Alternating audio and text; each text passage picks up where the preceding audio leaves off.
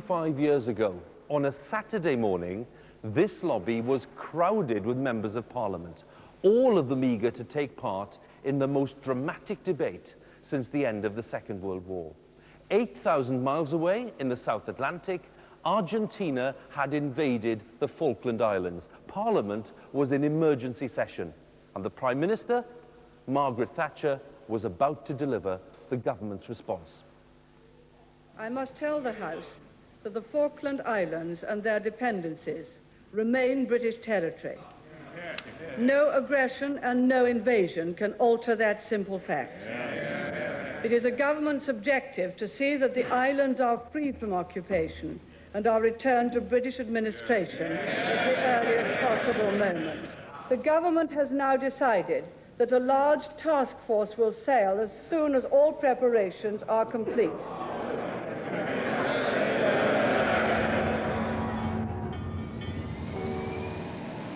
I counted them all out, and I counted them all back. All red warnings, red. Attack is now imminent. Formation of Skyhawks coming low from the direction of the sea. They are reported to be flying white flags over Port Stanley. Yes, today on Horse Guards Parade in central London and in the Falkland Islands, we mark a quarter of a century since that successful campaign to liberate the islands. And many of those who took part then, serving in so many different ways, are also taking part today. They're getting ready, the scene is almost set. We're here to remember the lives lost and to pay tribute to all of those who sailed with the task force back in April 1982. Well, the organisers of today's event promise us a mix, if you like, of personal accounts, including some from today's resident of the Falklands, a drumhead service and a spectacular fly-past after the veterans have marched down the Mall to Buckingham Palace. And with me today, keeping a very keen eye on all of these events, the very familiar voice of Colonel John Hughes-Wilson. John, welcome to you. Your pleasure. What are you expecting? Well, I think we're going to see a unique day, a unique event, and probably the high point will be all those veterans on parade. And speaking as one who, with them, went down to the Falklands in 1982, I think I can say that 25 years ago, we never thought we'd be meeting again here a quarter of a century later. John, we'll talk to you later. Thank you very much. Well, very soon, the military bands will lead thousands of veterans onto the parade ground here, ready for the event to begin. The Royal Navy, which sent 35 ships to the South Atlantic. There were many other ships, of course, we'll talk about them. Royal Navy assembling in Whitehall. The Army, which landed at least 6,000 men on the Falklands, and the Royal Air Force, which overcame huge logistical problems during the conflict. Well, they're both assembling along Birdcage Walk. They'll be with us fairly soon. And waiting for them here in the stands on Horse Guards Parade are countless relatives and friends, and indeed some of the veterans who are not marching today. Well, today's national event is, as many of you will know, the culmination of several other ceremonies held over the past few weeks. The Falkland Islanders have marked their liberation, as they do every year, with a service at the War Memorial in Stanley.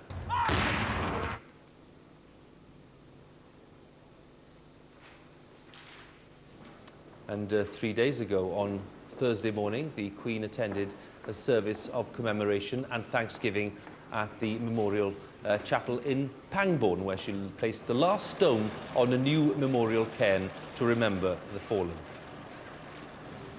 Today, the Prince of Wales will be presiding over events here at Horse Guards, accompanied by the Duchess of Cornwall. We're also expecting Baroness Thatcher, who was Prime Minister back in 1982, and we're expecting the Duke of York to take part.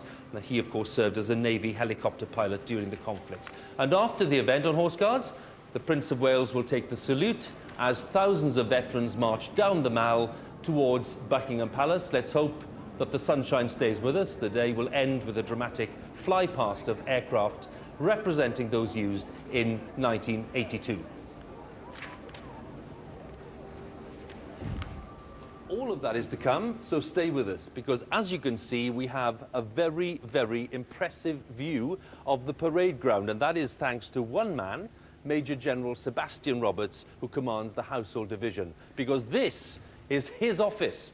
And just imagine, this was the office once occupied by the Duke of Wellington himself. And to prove the point, this was the very desk once used by the Duke. It's difficult to imagine a better vantage point. It was Wellington, of course, who famously said that the Battle of Waterloo was a close-run thing. Well, just imagine, what would he have said about sending 25,000 troops by sea to liberate a group of islands 8,000 miles away? Even today, it still seems an immense gamble. Well, many of those who sailed to the South Atlantic back in 1982 are here today. They're talking to Brian Hanrahan and to Dan Snow. Well, as the veterans and their families start to flood in here for the event, I'm joined by three men who did very different jobs 25 years ago. Richard Tipping, Chief Officer Chris Clark, and Chris Locke. Richard, can I ask you first, what were you doing back in 1982? I was on the Hermes, I was tanky, and that's fueling the Harriers and the helicopters, which played an important role in the task force. What's some of your abiding memories? Memories is the casualties coming back, really. But also the remaining memories of today is really the camaraderie of everybody who is down there, and we're here to commemorate the people that didn't come back here. Chief Officer Chris Locke, you were serving and still are serving the Royal Fleet Auxiliary. To what extent are they going to be unsung heroes of the conflict? Well, I think the Royal Fleet Auxiliary provided that vital role of ensuring that the task group was fully stored, supplied, and maintained their supply routes throughout the conflict. And that was a vital role that we did. I mean, you're being very modest. You were basically sailing around on a floating petrol station, weren't you?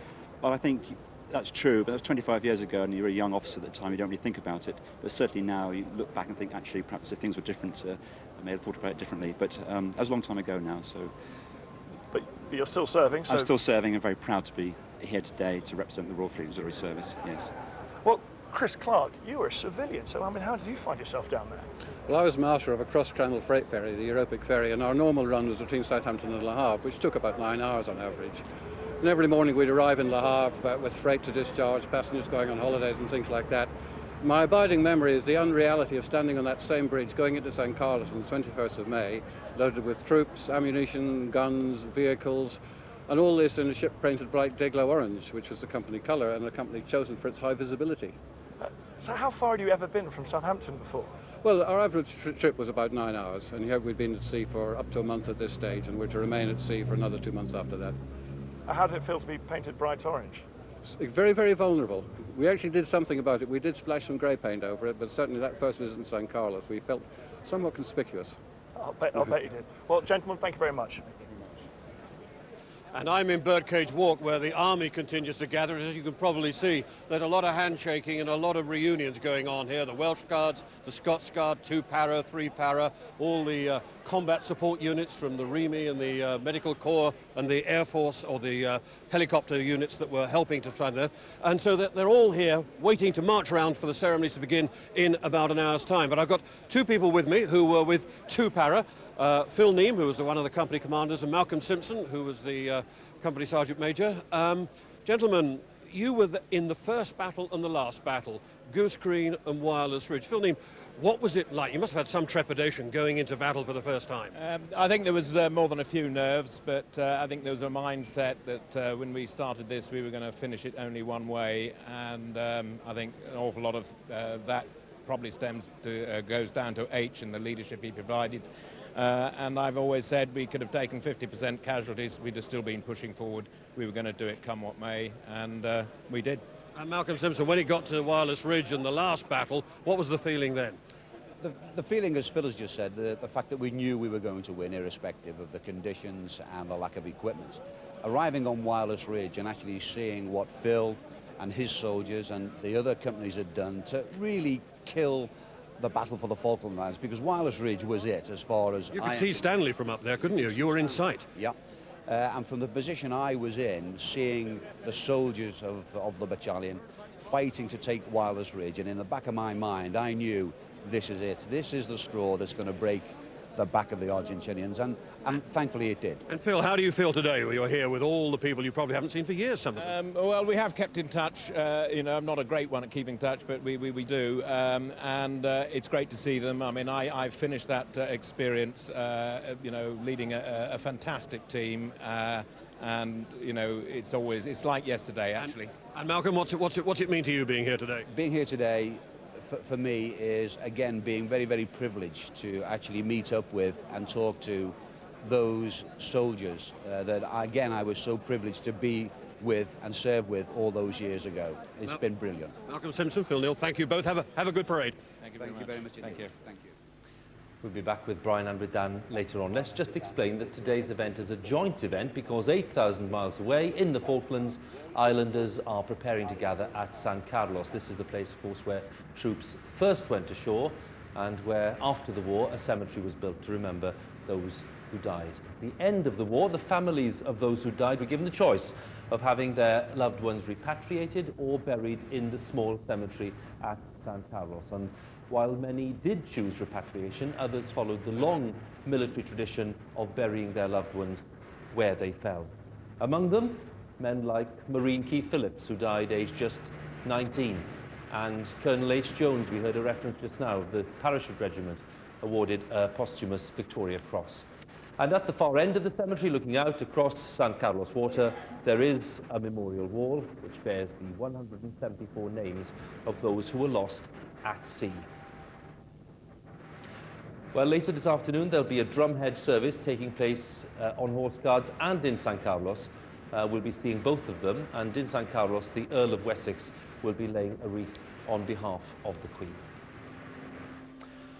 Well, now, at the heart of this conflict, 25 years ago, was a question, of course, of sovereignty. The people of the Falkland Islands declared themselves British, and British rule had been unbroken pretty much since 1833. But Argentina, some 300 miles to the west, had also claimed sovereignty over the Malvinas, as they called them. It was a matter of national pride for them. And Britain gradually maybe lost sight of the strength of feeling among the people of Argentina. Negotiations over sovereignty had gone on for decades, before 1982, but the islanders wanted nothing to change. Well, everything did change in 1981 when General Galtieri came to power, and the tone of his diplomacy was, well, much more aggressive. And despite all the signs, when he launched his military campaign to take the islands, Britain was certainly caught off guard. You are listening to the Falkland Islands Broadcasting Station. We now go over to Government House for a message from His Excellency the Governor, Mr. Hunt. Good morning. As I speak, there is no indication that the Argentine Navy task force heading this way has changed course. Unless it does, we can expect it off Cape Pembroke by dawn. Now, please don't be inquisitive and go and see for yourselves. You'll just get in the way. Stay indoors, and we shall keep you informed by radio. As things progressed in Stanley, people were phoning into the radio station, reporting what they could see and hear in their area of town. So we were sort of almost getting live coverage of what was happening in there. Alistair Grieve on the phone again with another report. Yes, go ahead, Ali. Yeah, there's a chopper outside as well. A chopper? Yeah. But the armoured cars also seem to be moving up the road. See, but it could be 5 or 6. It is one of the first broadcast invasions, covered by a radio, so it was better than EastEnders anyway, let's put it that way. It was exciting and it was blooming scary. They've got us well and truly pinned down, and I think they're waiting for the armoured personnel vehicles to come. And you'll talk to them, will you, sir? I'll talk to them, but I'm not walking out. I'm not surrendering to the bloody arches, certainly not. And then eventually Argentine forces were right in the town, and they took over the radio station. If you take the gun out of my back, I'm going to transmit that to you. If you take the gun away. But I'm not speaking with the gun in my back.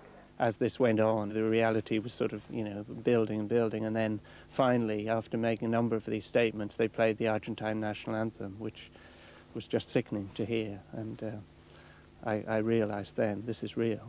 We shall listen now the Argentine national anthem.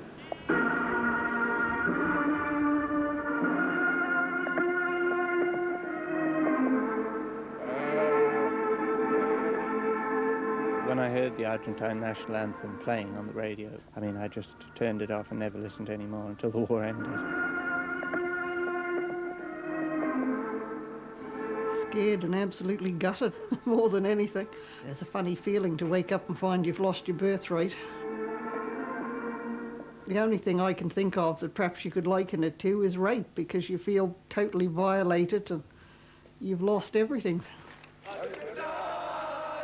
The Argentines poured 12,000 soldiers onto the islands, all of them convinced, of course, that the Malvinas were their birthright. We think that we are in the right here, so we came to stay here because the islands are from us. Do you think that the British will ever be able to take these islands back? No, I don't think so. I think that the islands must remain for Argentina, and they will remain for Argentina.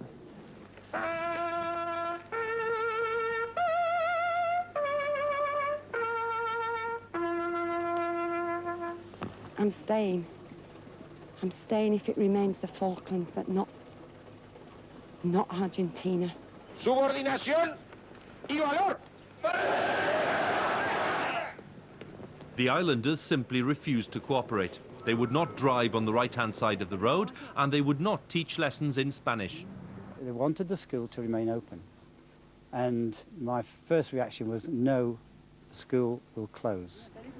And everyone agreed. We were not going to work for these people. It's just what they wanted, because they had a television crew in Stanley, taking photographs of soldiers waving at children and whatever. It's just what they wanted. And if they wanted it, we didn't. So we were threatened. There was a guy, he even had riding boots and a riding crop, and he got all the school staff together, and he marched up and down in front of us, and I remember him saying, and don't think Margaret Thatcher's going to help you now.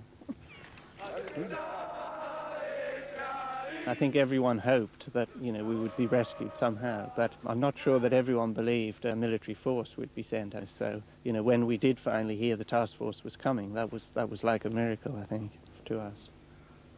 It was the Islanders' account of what happened back in '82. Well, the South Atlantic Task Force was the biggest deployment by the Royal Navy since the Second World War, and the man in charge was Admiral Sir Sandy Woodward. He had spent years as a nuclear submarine commander, and his reputation as a brilliant strategist and military thinker was already well established. He was on exercise in the Mediterranean when a signal came through telling him what was going on. He was told, in fact, to sail south immediately. There would be no opportunity to return home, and very little time, as he made clear, to prepare.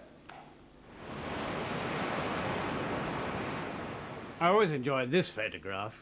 It shows you the senior staff at Northwood responding to the photographer's question, where are the Falkland Islands, would you believe? And the answer was in the South Atlantic, 8,000 miles from Britain. And that was just our first challenge. All men, supplies and equipment had to come by air, be dropped in the sea and then picked up by a ship, or come all the way by ship, taking 3 weeks. Basically, the Navy's job was to get everyone and everything done there for as long as it took. Life became a do-it-yourself kit. If you needed something, you had to fix it yourself. One ship mended its radar aerial with an item from the wardroom toaster. The speed with which the task force was put together necessarily made it a pretty ad hoc affair. Some of the senior commanders had never worked together before, some had never even met. It's never going to be easy to put a team of strangers together and expect them to work harmoniously and well. The England football team manager is at least allowed to bring his team together before the first match. We weren't. In 1982, the Royal Navy was primarily an anti-submarine force intended for action in the North Atlantic against the Warsaw Pact, the Soviet Union. Now, in the South Atlantic, we had to fight a primarily anti-aircraft war. All our training and culture had prepared us for a totally different war to the one we faced in '82. And we had only just a few weeks in which to change a whole culture. Our first task was to keep the Argentine Navy and Air Force at bay while the land battle was completed. And our second task was to maintain the air and sea command after the land battle was over on an indefinite basis. Indeed, until today. There you have it in his own words, Admiral Sir Sandy Woodward explaining the scale of the challenges he saw. For his achievement in the Falklands, he was knighted, of course, and his book, 100 Days, which describes his Falklands experience, is a very frank account of the pressures of command in wartime. Well, Sir Sandy is, in fact, attending today's event, and a short while ago he came into the studio and I asked him for his thoughts today. For me, it's a memoriam rather than a celebration, of course, because I think of all the families who lost people, relations, close relations, and the many still injured physically and mentally who are still with us today, happily, but they're still not very well, a lot. You mentioned the ad hoc nature of the conflict. Ad hoc, absolutely. This country hadn't run an operation like that since for at least a decade, if not longer, and hadn't exercised it. We hadn't trained for it. None of us had worked together. The headquarters at Northwood wasn't a tri-service headquarters. So everything was thrown together and all the people were thrown together at a few days' notice. Even the Argentinians only had 5 days' notice of their invasion, and we had 2. So that's ad hoc for you. And top of the list of your challenges in logistical and practical terms was what? Logistics, of course. When you're 8,000 miles from home, any military operation away from the home base is going to be something like 80% logistics anyway. And here we have an 8,000-mile supply line, trying to keep most of our fleet at sea, the other end of the world. That's quite a challenge, because ships don't last forever. Like cars, they have to go and be maintained, as do the people, and fed, and all sorts of things like that. Easy to forget. But we haven't got the size of Navy to be able to replace them on station, as you might do if you wanted to keep a policeman on a specific beat. You'd have 4 policemen to man the beat. In your account, you mentioned the battle in the air, the fact that it was very finely balanced. When you look at the role of the Sea Harriers, what would you say? Well, the Sea Harriers, if you had to identify any one piece of equipment which was critical to success, and I'm not saying you should necessarily do that, but if you did so, the Sea Harrier was it. Without it, we could not have got an adequate air situation to conduct a landing, much less maintain the islands after their land forces had given in on the 14th of June. We had 24 Sea Harriers in the total inventory of aircraft, and we lost 6. That was our Air Force, our fixed-wing Air Force. They were critical, both before, during, and after. Very few people involved, very few aircraft. For those viewers watching today wanting to ask you, Admiral, 25 years on, was the conflict justified? What would you say to them? Well, justified is almost legal term. Was it worth it? I think it was worth it in all sorts of ways. I tried to justify it in a book I wrote. It's not easy to deal with. It's not a matter of cash, that's for sure. It's why do we do the things we do? Really because we believe in the rule of law for international affairs as best we can, and because we sympathize with the islanders who were going to be taken over by a pretty nasty regime, the junta, with thousands dead in their own country, and what was going to happen to the islanders. And then when you've done all that, you're left with, where are they now? So much better than they were before, and free of Argentina. It was worth it. It was definitely worth it. Admiral, great honour to have you with us. Thank you for joining us. Thank you. Admiral Sir Sandy Woodward, who kindly joined me a short while ago, and he'll of course be watching this event today in the stands here on Horse Guards Parade. But as we know, it wasn't just a matter of ships. Sir Sandy was making that clear. To remove the Argentine forces from the Falklands, ground troops would be needed as well. How and where and when these men would be landed was a matter for Julian Thompson of the Royal Marines and Michael Clapp of the Royal Navy. We always knew that ultimately we'd have to take the capital, Stanley, so it made sense to land on East Falkland. San Carlos was 50 miles from Stanley, and therefore it would take the enemy land forces some time to react to any landing. With the South Atlantic winter rapidly approaching, we simply couldn't afford to allow bad weather, rough seas or surf to delay the landings. San Carlos water was very sheltered, and guaranteed almost flat conditions, whatever the weather. This was critical when launching thousands of troops in open, flat-bottomed landing craft. Ahead of the main task force, Special Forces operations had revealed that the area around San Carlos was only lightly defended, but ground forces would be liable to attack from the air. However, pressure of time meant that they would have to go in before air superiority was achieved. The hills around San Carlos limited enemy air approaches and gave some protection to the ships when the operation was at its most vulnerable. Importantly, they were totally safe against Exocet attack. With cruise liners, warships, and enough landing craft to get 5,000 troops ashore, it was going to be pretty busy.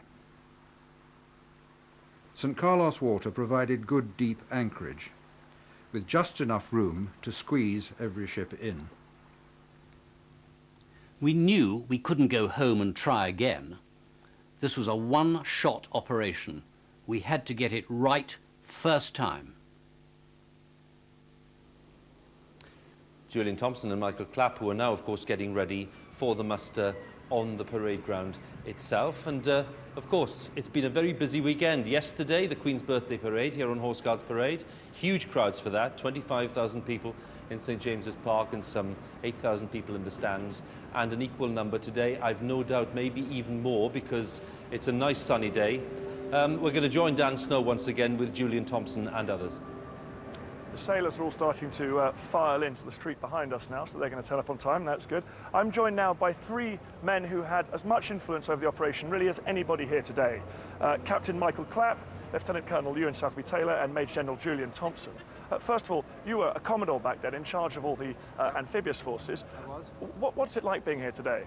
Marvellous, actually. I'm meeting all sorts of people and learning an awful lot about what happened.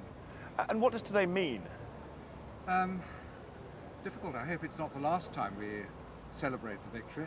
I would certainly like to see a 30th, and it brings back huge memories, a certain amount of pride in what we achieved against considerable odds, in my view, and wonderful opportunities to meet these people that we served with that we haven't seen for about 25 years. Well, tell me a little bit about the man standing next to you here. Well, Ewan, I'm not sure I can say much about Ewan, but his part was absolutely crucial in that he'd sailed around the islands beforehand. He knew the islanders, and he knew where all the best beaches and that sort of thing were. So it made our planning for where to land very much easier. Ewan, I think there's something wonderfully British about that you sort of spent your time down there sort of minutely mapping all these inlets and stuff. I mean, you were never out of a boat. Well, I was out of a boat, usually in the water with a sounding line or something like that. But of course it's British. They were British.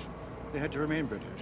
And it was part of the game, I suppose, was to do what I could to make sure that if there was an invasion, because of course in those days there hadn't yet been an invasion, that they remained British. And they would remain British if we knew where to land, having the enemy having invaded. Great. Brigadier Thompson, you at the time, you were giving the final go-ahead for the amphibious assault. What's it like the night before, knowing you're going to send those men into battle the next day? Well, it's a hell of a responsibility.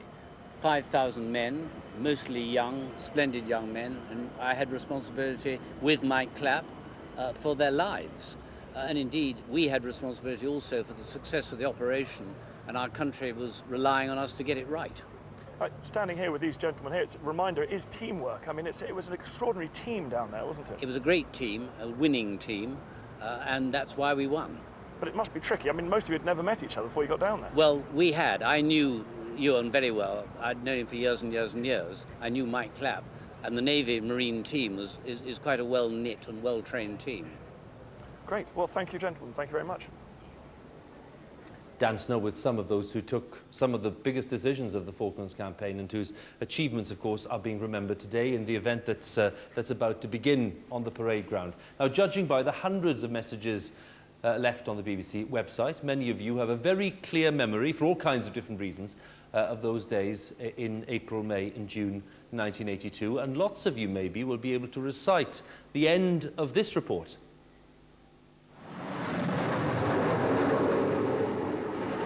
At dawn, our Sea Harriers took off, each carrying 3 1,000-pound bombs.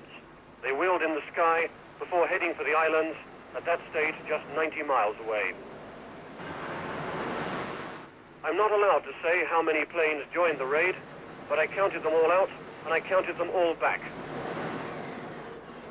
Yes, the unmistakable voice and the unforgettable words of Brian Hanrahan, whose reports from the task force and from the Falklands made such an impact.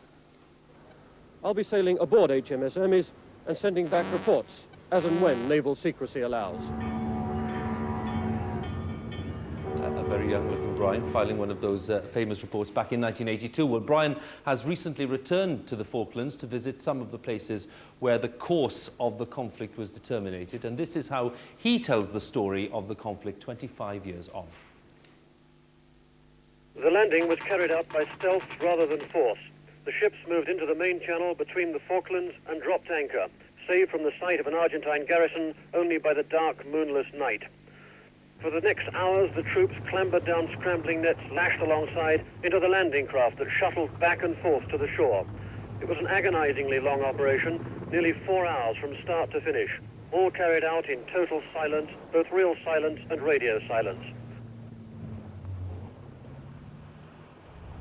We could have done with weather like this 25 years ago. This is San Carlos water, where the British tiptoed ashore during the night and hoped that the clouds and the hills would protect them from being spotted. Instead, we got a brilliantly clear day, and the Argentine Air Force turned up an hour after dawn. Air warning red. Red. Attack is now imminent. Hands to emergency station.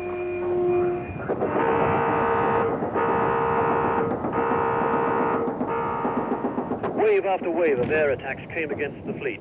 First, they had to fight or outwit the Harriers, which were between them and the islands.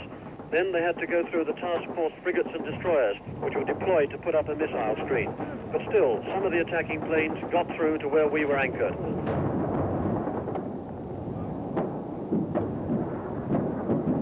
I ended up out there on one of the ships, and next to us we discovered was anchored an ammunition ship with enough on board to blow up the entire bay if it was hit. It was a very uncomfortable feeling, but there really was nothing we could do except stay there and hope that the bombs missed us and it. Now, there were some advantages in being on board the ship. There was hot water, hot meals, and a nice comfortable bunk to sleep in. And when I came ashore, which I did on that jetty down there, this is what I wrote in my notebook. Stuck in San Carlos in a driving drizzle. Toddle off up the hill to see the brigadier, who says, stay here tonight, move on to Goose Green at first light. So we end up spending the night in the sheep shearing shed up here with the Gurkhas. Didn't get very far, did we?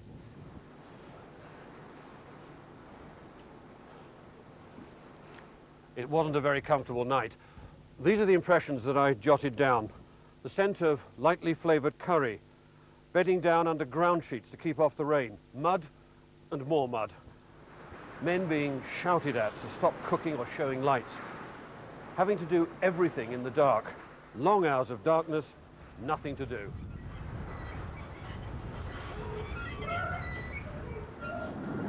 The two landing ships were unloading men and materials when a formation of Skyhawks came in low from the direction of the sea. Those ships were hit and sustained damage. From just over a ridge, I watched a column of grey smoke slowly turn to black as fire aboard one of the ships, the Galahad, spread swiftly. From the flames came a steady rattle of exploding ammunition. It sounded like a small battle going on. The rescuing helicopters plunged into the smoke, risking their own lives to save others. One helicopter was completely masked by the black cloud as it tried repeatedly to winch a man from the water close by the side of the ship.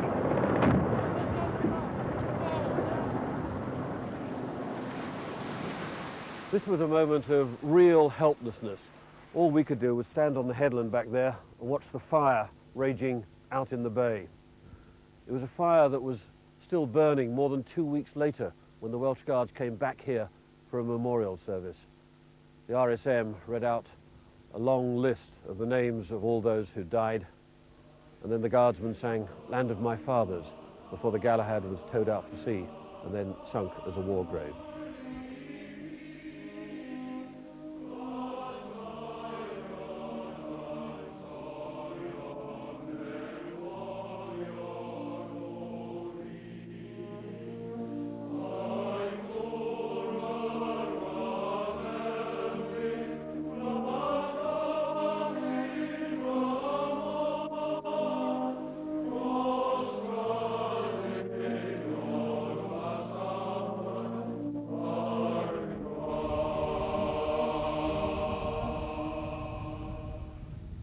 around the Falklands there are memorials, big ones, small ones, dotted about the landscape.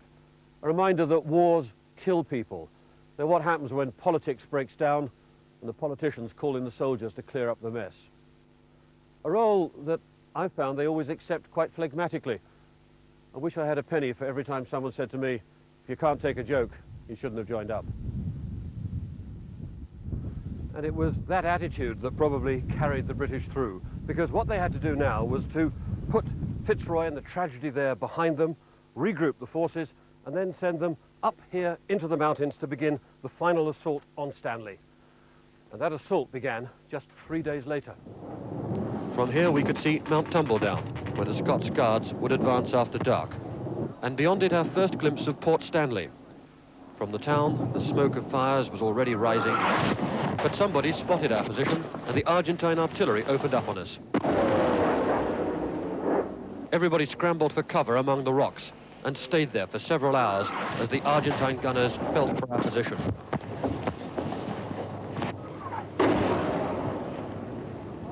We're now between the two gun lines, and there's a right old artillery duel going on between them. But we've been spotted, and we've now been under fairly continuous shelling for some time. That's the British firing back. They can't hit back at the gun which is shooting at us, because we believe that's in the middle of Port Stanley, which is out of bounds as far as our gunners are concerned. So we've got a very tense afternoon while we stay here and wait to move off under cover of darkness.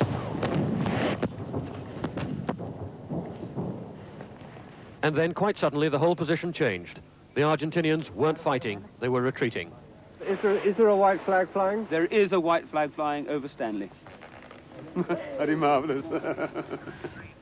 So this is where my war ended, up here in the rocks overlooking Stanley. And it had given me a taste of what it was like up here in the mountains, exposed to enemy fire and the extreme weather conditions. And I still feel a huge admiration for those who spent 3 weeks out in the open with no cover, no transport, and short of rations. Stanley woke up to find it was back under British rule. They didn't look like men who just walked across the island, but they had, every step of the way on their own 2 feet. 50 miles they'd come, over mountains and bogs, in weather that chilled the bone and soaked the skin. And at the end of it, they'd fought bravely and well. Everything had hinged on the fitness and the resource of the Marines and the paratroopers who'd come ashore on that first day and never stopped walking.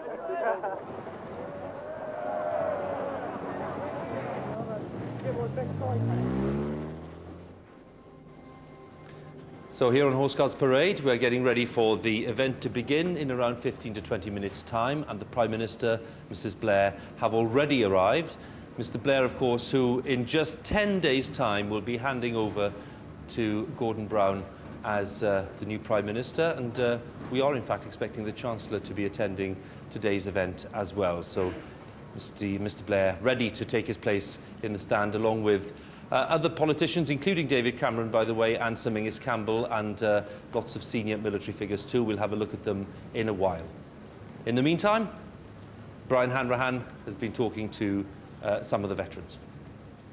And with me now is the man who was in that film, haven't seen him for 25 years, Bill Dawson, 2IC of the Gurkha Regiment. Bill, welcome very much, nice to see you. And you you were too. relishing that moment, weren't you? Well, yes, I was, because it was very cold and wet and miserable up there, and it was about time it finished, because we wanted to get back into the warmth, and it was nice that nobody else was going to get killed.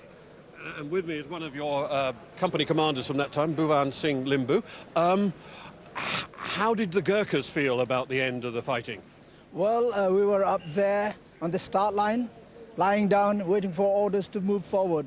But as my company commander told me that there is a white flag in Stanley.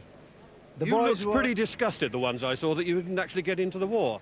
Yeah, we were disappointed. You know, we couldn't go down to get them in Stanley itself. Bill Dawson, you were misinformed, weren't you? There weren't any white flags flying over Stanley. I was misinformed, but the soldiers had definitely said that they had seen a white flag flying over Stanley. And I merely repeated what had been said to me. But it did mean it was a surrender. They, I think, were using the words white flag as they are surrendering. We knew there was something up, but it turned out nice. But Mrs. Thatcher, I gather, used it in the House of Commons, and it became a sort of odd, iconic moment. But thank God it was true in the end that they were surrendering. Well, thank you very much for talking to us again today. Nice to see you after all these years. Cheers. Thank you. Cheers. From some of the most iconic words and phrases of the conflict to this, surely the icon, the most famous picture of the Falklands conflict. And for many years, the identity of this Marine remained something of a mystery, but we've found him and he's joining me now. Peter, thanks for coming. What's it like to be the man in the picture? It's very proud for me to be that, but also at the same time I'm glad that it's back of me, because at the end of the day I think the whole image has come to sum up the determination, the effort, the sacrifice that some made to the whole of the conflict. Now, what are some of your abiding memories of that conflict? Coming ashore, I think, really is when we were all ready to go. I mean, we'd sailed down for 6 weeks or more, and then the crunch had come. So we were all keyed up, ready to go. We were being paid to do a job. We just wanted to get in there and do it. Well, Peter's been seeing a bit more of me than he'd like, I expect, this year, because we've just come back from a trip to the Falklands together, where Peter really put me through my paces. It was in this inhospitable terrain, with the South Atlantic winter fast approaching, that the Marines dug themselves in on the high ground overlooking San Carlos water. So we came ashore, our command post was set up over in the hill there. Yeah. And then we came forward here to set our positions because we had a good field of fire from any threat that we thought would be coming from that way. And these are the remains of the trenches? These are the remains of the trenches. And this one, I'm sure, is my trench. I don't believe it. Yeah, get in and lie down.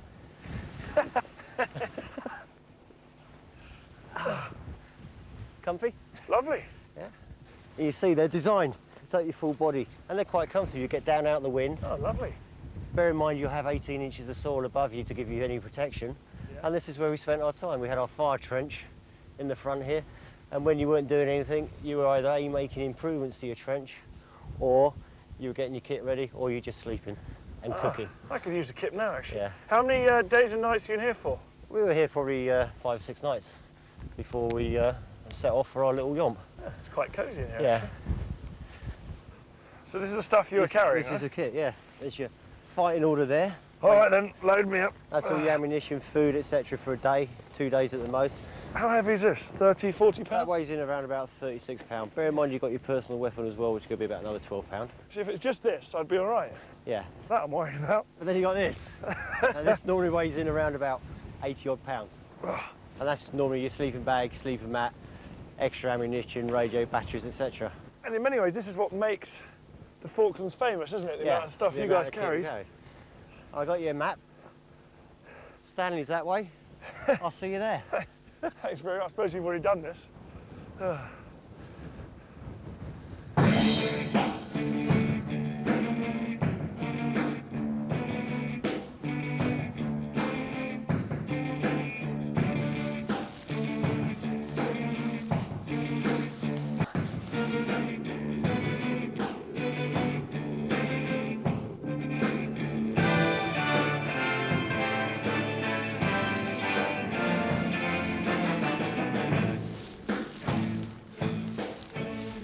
I've been traipsing uphill and down dale.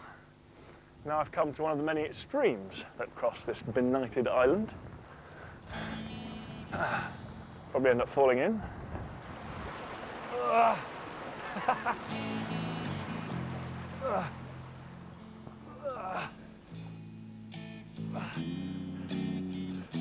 Hardly Marines. But worse than anything so far were the rock runs.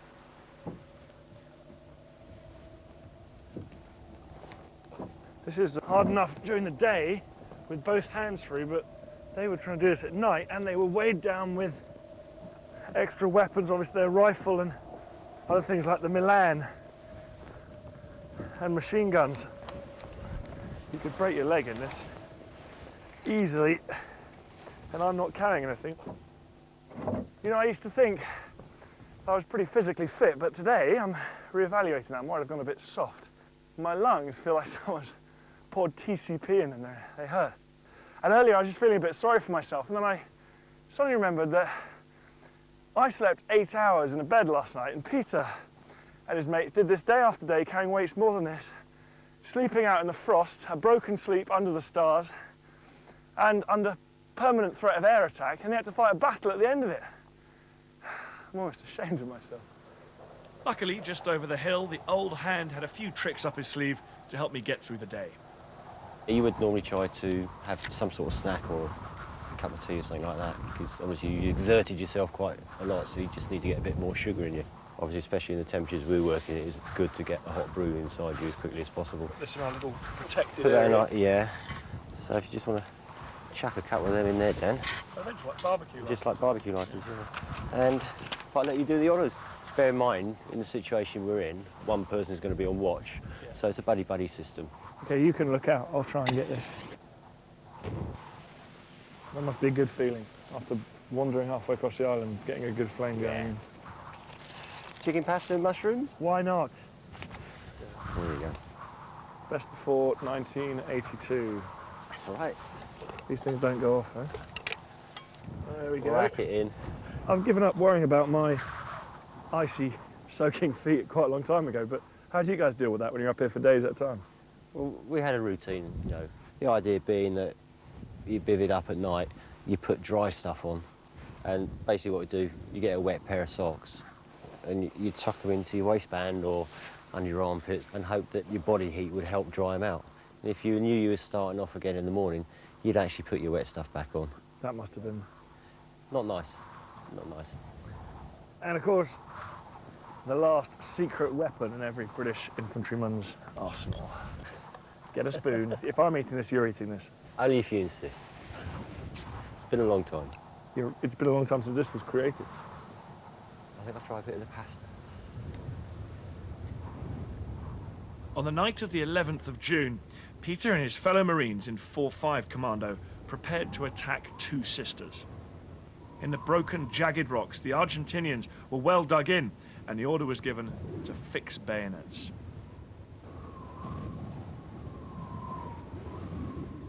Two weeks after they'd left San Carlos, and after 5.5 hours of fierce, often hand-to-hand fighting, they took the mountain, and Stanley was in sight. You just say to yourself, right, we got to do this. Not I got to do this, we got to do it. And you're always looking after each other and the rest of the guys in your troop, and they're looking after you, and you know that, and it's a good bond. And you just get on and you do the job. Dan Snow with Peter Robinson. The crowds are gathering and some more important guests have arrived. Baroness Thatcher, Margaret Thatcher, as she was, of course, as Britain's Prime Minister when she ordered that task force to sail for the South Atlantic back in 1982. Lady Thatcher has turned up to be welcomed by Mr. Blair, and she'll be taking a place among all the key figures in the stand today. Lady Thatcher, who's also broadcast this week to the people of the Falklands and told them that, of course, in her view, the entire operation was one that was needed, it was Britain's duty, and that she took comfort from the fact that, in her view, the people of the Falklands today were far better off now than they were then. Well, talking of the Falklands, let's remind ourselves that this is a joint event, 8,000 miles away, in San Carlos. They will, of course, be holding a service there too, and we will be looking at parts of that service along with the service here in Horse Guards Parade. HMS Edinburgh is there, and HMS Edinburgh will be firing the salute today, and one of her crew will escort Barbara Macaulay, the widow of Alan Macaulay, who died on HMS Ardent, as she lays a wreath in his memory. And it's about 9:45 in the morning in the Falklands. It's windy, it's wet. I'm told that it's a pretty severe gale blowing, and maybe that's just a taste of the kind of conditions that they experienced back then.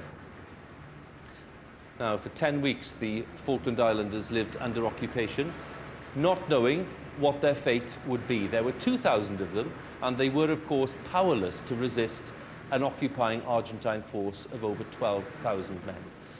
When the final battles for Stanley were about to begin, the Islanders could at last join the fight. When 600 paras turned up one night on Ailsa Heathman's doorstep, she was ready to help in any way that she possibly could, as we're about to find out. They wanted shelter anywhere they could get it, obviously, so they moved into all the 8 sheds and made themselves a headquarters here and there. They used the front room in the house as the hospital. So, and then everybody else just filled up every available space there was, I think, and I guess the rest had to use their bivvy bags and put up tents and things outside. Made use of whatever they could, any bits of wood, and dug holes and something to cover the top over with so they get a bit of protection from the weather and stuff. We were very glad to see them. We could have, we'd have done anything to help them. So we went to a different unit each day, collected up the socks from a particular group of men for the day, and then we washed them after we'd finished the baby's washer. So they got a few clean pair of socks out of it. The trek from San Carlos had been across relatively flat ground. Now they were moving into the mountains, and the terrain was much more difficult. How would they get all the ammunition and heavy artillery into position for the final assault? The answer came in a convoy of tractors, trailers and Land Rovers that converged on Estancia from every farm in the area. We just jumped in our Land Rovers, took out all the light bulbs so we couldn't be seen in the dark, and then off we went. The farmers worked round the clock, by day shuttling men and supplies across the trackless terrain, by night supporting the patrols, gauging the strength of the Argentine defences. I slept in the back of a Land Rover, the coldest 10 days I've ever had in my life. And we were eating the same rations as the paras. We had the same meals every day. Each pack had Rolos in it. I haven't touched a Rolo for 25 years, I can assure you. Finally, on the night of the 11th of June, everything was in place. 3 paras' objective was Mount Longdon, and as they moved up to the start line, the farmers were right behind them. I always remember it was a very quiet night, and you could hear all the firing going on, and the mountains were just sort of running, just looked like buckets of coal coming down the mountains, and you thought nobody would come out of there alive. Wearing a pair of white gloves to indicate left and right, Trudy walked ahead of the convoy of blacked-out vehicles and guided them across the boggy ground, armed only with a hypodermic loaded with morphine should she step on a landmine. I done it because I felt so cross to think that these people had come and invaded my land.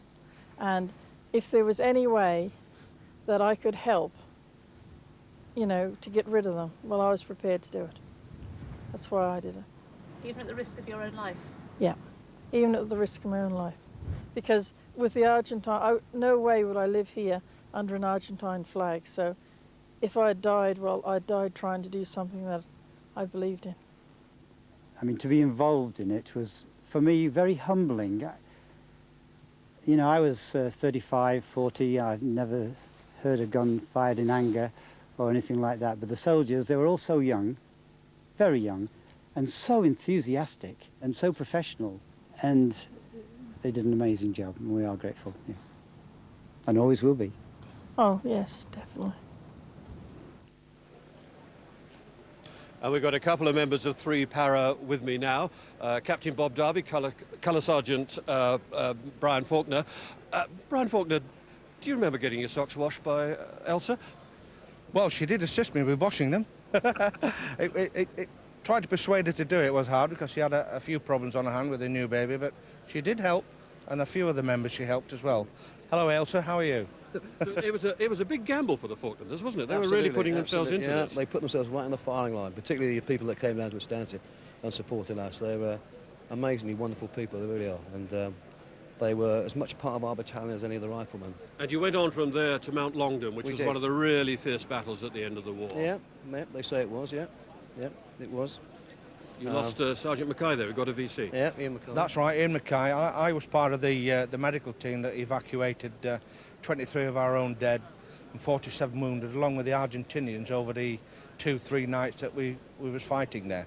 I mean, both organisations, Argentinian and British, were both treated the same way, and successfully we got them all out without anybody actually dying on the mountain, which was a credit to the training of the guys. And today, what are the emotions that are going through all your heads? Well, today's a big day. There's some of the guys I haven't seen in 25 years. It's quite amazing. It's highlighting, it's lovely, it's fantastic. Bob Darby, how many have you got here? Well, we think probably about 150 to 200 when they all come in, but it's a big turnout for the battalion from 3 Para, and it's really nice to see these guys here. As I said, like Brian's just said, we haven't seen some of these guys for 25 years. Sometimes you have to look at them and try and pick out who they are, because obviously it's 25 years on. Most of them were young men at the time, as we all were, and we're all middle-aged men now, so but we recognise them, and you know, it's great to meet up with them. It really is. Well, you're off to the parade ground now, Absolutely. but celebrations afterwards. Going to be a few para traditions, yeah, are there? I think, well, not too many. A few ambinectors with some old airborne friends, yes. Yeah, we're going to enjoy ourselves after this, yeah. Well, I hope you have a good day. Thank you both. Thank you very much. Thank you. Okay. Brian Hanrahan enjoying some more exchanges with some of those who took part in 1982, and lots of whom, of course, he met when he went with the task force. The stands are full. The Duke of York has joined the crowds here. He'll be taking part in this event. He, of course, served. He sailed in HMS Invincible during the Falklands conflict. He served as a Sea King helicopter pilot, so he has a very special involvement in today's event. John Hughes Wilson, of course, is with me. John, the Duke of York has a rather special vantage point today. Well, he has a special vantage point because I think he behaved very bravely in the Falklands, in that he flew his helicopter into the hell of a burning ship to blow the flames back and help to blow, using the downdraft of the rotors, some of the boats towards the shore. Sitting next to him, Baroness Thatcher, and we're now awaiting the arrival of the Prince of Wales and the Duchess of Cornwall.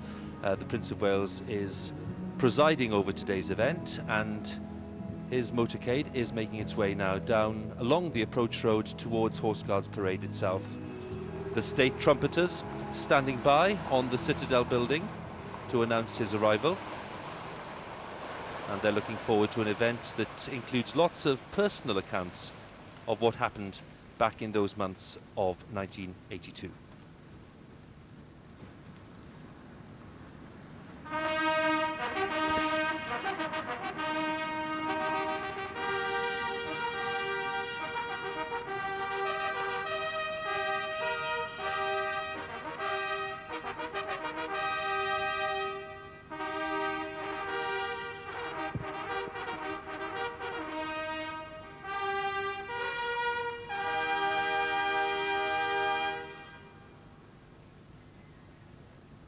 Prince of Wales, who is greeted by the Prime Minister, and the Duchess of Cornwall take their places.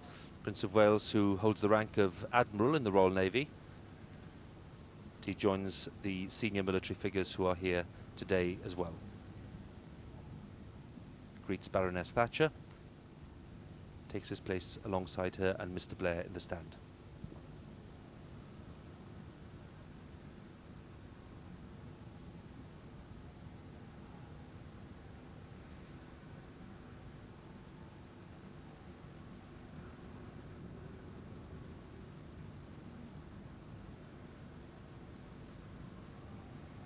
South Georgia, Pebble Island, Mount Tumbledown, Goose Green, Ajax Bay, Falklands Sound. For every battle there is a map. This is the map of '82.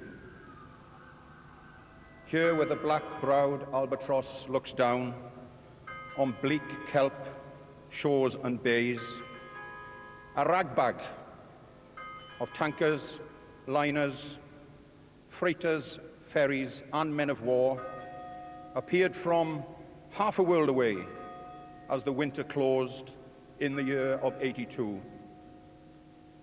They came because the sweet domestic names that cross this map mark out the boundaries of an island home. Fitzroy, Two Sisters, Teal Inlet, Bluff Cove, Burnside House, Mount Harriet, Stanley, Longdon, William, and Kent. All had to be regained in the battle zone of '82.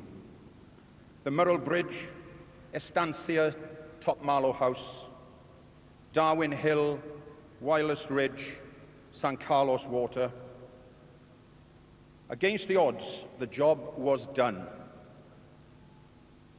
The names remain, but added now are the marker buoys for the sunken ships, the piled stones on the mountain tops, and the graves of those who stayed. Remember this map, remember these names, and all who came to make these islands home again.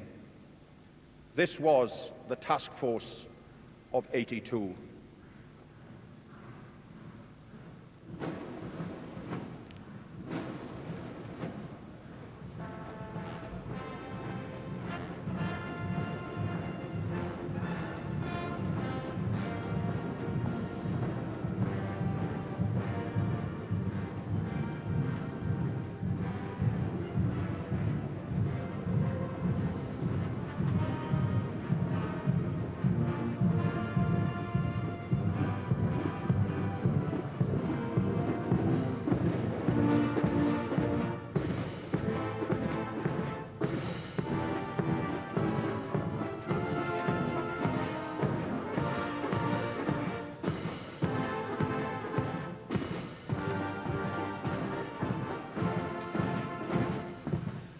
So the band of Her Majesty's Royal Marines, Plymouth and Portsmouth with us today. Very stylish, great quality musicianship, and a great way to start off the parade for us. John, it's always a treat. It is. My prejudice towards the music of the Royal Marines is well known, but I do think they have a very, very distinctive sound, and I think they're the finest military musicians we have. Tremendous sound. Just the thing for the Royal Navy coming on parade. So the naval contingent is on its way. And as you can see, huge crowds of veterans waiting along Whitehall to come in to Horse Guards Parade. Now leading the naval contingent is Sir Alan West, who commanded HMS Ardent and served, of course, as First Sea Lord from 2002 to 2006. And John, HMS Ardent, a very sad history among those many sad histories in the Falklands where 22 men died. Yes, and exposing really the danger of what's a very small ship, but equally highlighting the fact that in the Royal Navy, the captain goes into battle with his men and is a very brave man. And someone said there's only one brave man on a ship, and that's the captain. Also here, men from HMS Hermes, the aircraft carrier. Captain Lindley Middleton is here today. The Hermes sailed from Portsmouth on April the 5th with a crew of over 1,000 sailors and Marines. It was the ship that Brian Hanrahan sailed on. We saw Brian reporting a little earlier.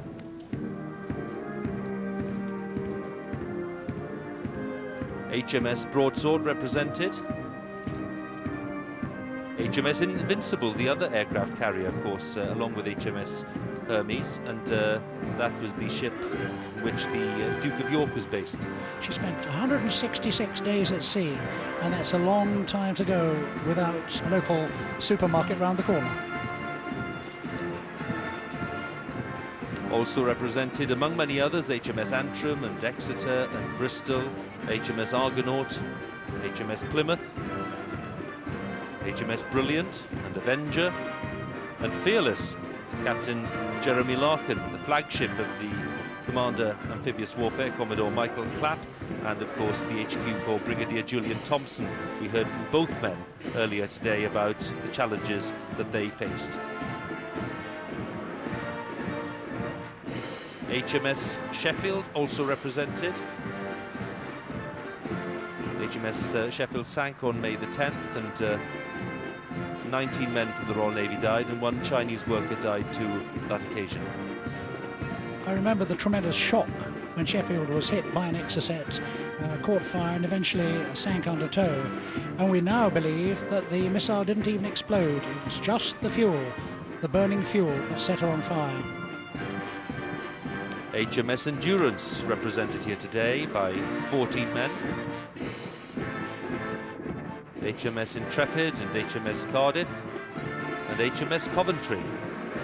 41 representing HMS Coventry, a Type 42 destroyer struck by 3 of the 4 bombs released at her. She capsized very quickly and sank the next day, a loss of 19 lives.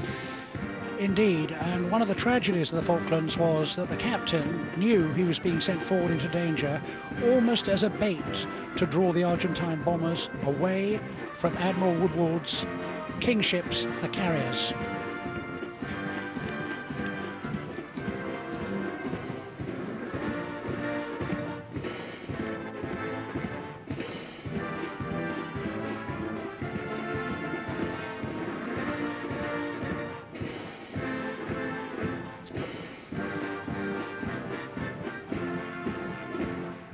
The Royal Marines, look at that.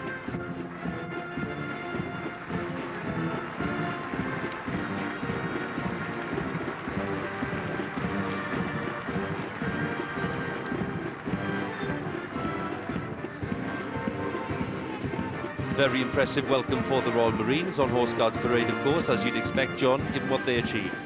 The Royal Marines seem somehow to have the ability to inspire loyalty, and also, looking at the veterans, the ability to march 25 years on. Some of them, of course, including their commander, Major Mike Norman, have returned to San Carlos today to take part in the service there, and we'll be seeing them a little later on as the event happens. Including 3 Commando Brigade headquarters, of course, Julian Thompson we heard from earlier on. 40 Commando, commanded by Lieutenant Colonel Malcolm Hunt. 4-2 Commando, commanded by Lieutenant Colonel Nick Vaugh. Colonel Peter Babington is marching today. We'll be seeing him in that film that he made when he returned to the Falklands this year. It was 4-2, John, who were given the task of capturing Mount Harriet. They were, and what many people don't realise is that some of those Marines we saw surrendering earlier actually volunteered to go straight back down and joined in the attack in the Falklands. In San Carlos, the muster is taking place, ready for the service there, the drumhead service, the parallel service, if you like, with one that's happening on Horse Guards. And I think you can tell from our pictures there from San Carlos, a very, very windy, harsh morning there. It's at 10 o'clock in the morning in the Falklands.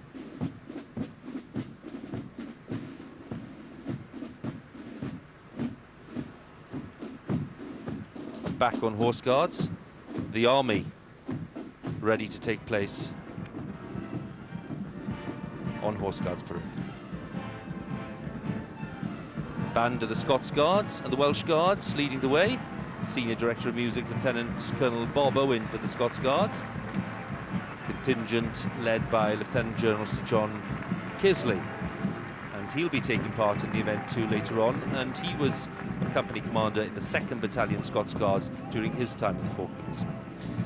And a very, very large turnout and impressive marching by the Army veterans as well.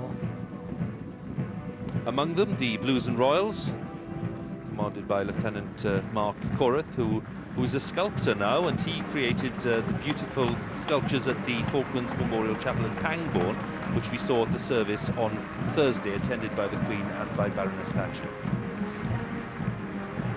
And Hugh, I must say, getting a very warm reception from the crowd. The atmosphere here is terrific. 74 members of the Royal Artillery. And the Royal Engineers here too, 116 of them. A troop of sappers landed with each unit on the 21st of May. And among all the crowds today, and those veterans, is John Phillips from the bomb disposal team. He was badly injured on HMS Antelope while he was trying to defuse the bomb. He's helping to organise the veterans' pilgrimage back to the Falklands in November. 28 members of the Royal Signals, because without regular and reliable communications, 8,000 miles away, who knows what would have happened. That was part of the problem, and nowadays in the internet age, we perhaps don't realise just how difficult communications were in 1982. 123 members of the 2nd Battalion Scots Guards, commanded by Lieutenant Colonel Michael Scott, among all the men as well. And among them, on parade, is Lance Sergeant Jamie Simeon, whose father, Sergeant John Simeon, was killed on Mount Tumbledown during the battle. The Gurkha contingent marching as ever proudly, Britain's best and most loyal allies.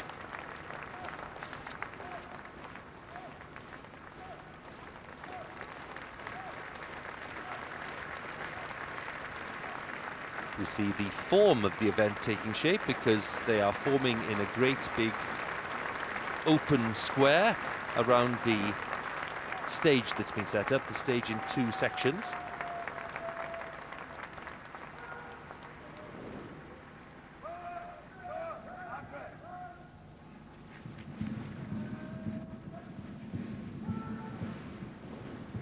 Waiting for the Royal Air Force.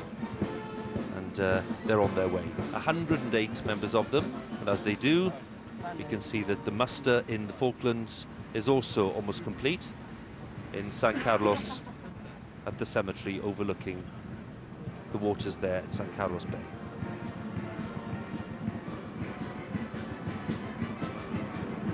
The central band of the Royal Air Force leading the Royal Air Force contingent on parade. Well mustered, I imagine, by the very smart drill sergeant of the Queen's Colour Squadron, Royal Air Force. Column led by Air Vice Marshal Stuart Butler. During the Falklands he flew many missions then. Worth mentioning, John, when we talk about the Royal Air Force, 8,000 miles away again. We mentioned it in the context of signals, but the logistics of operating 4,000 miles from the nearest friendly base, something they had to overcome. Very difficult, and airplanes are not the same as, for example, motor cars. To get 1 hour of some helicopters in the air, it takes 70 man-hours. So technicians, engineers, armourers are as well represented in the Royal Air Force here as any of the fighter pilots, for example.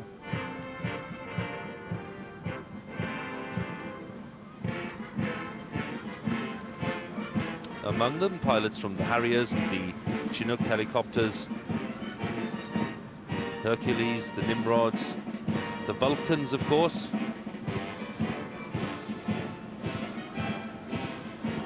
All of them eager to take part today, and the pride on the faces is evident, isn't it? Truth to tell, Hugh, I don't think a lot of these men actually believed they'd ever see what they're seeing today, what we're seeing today.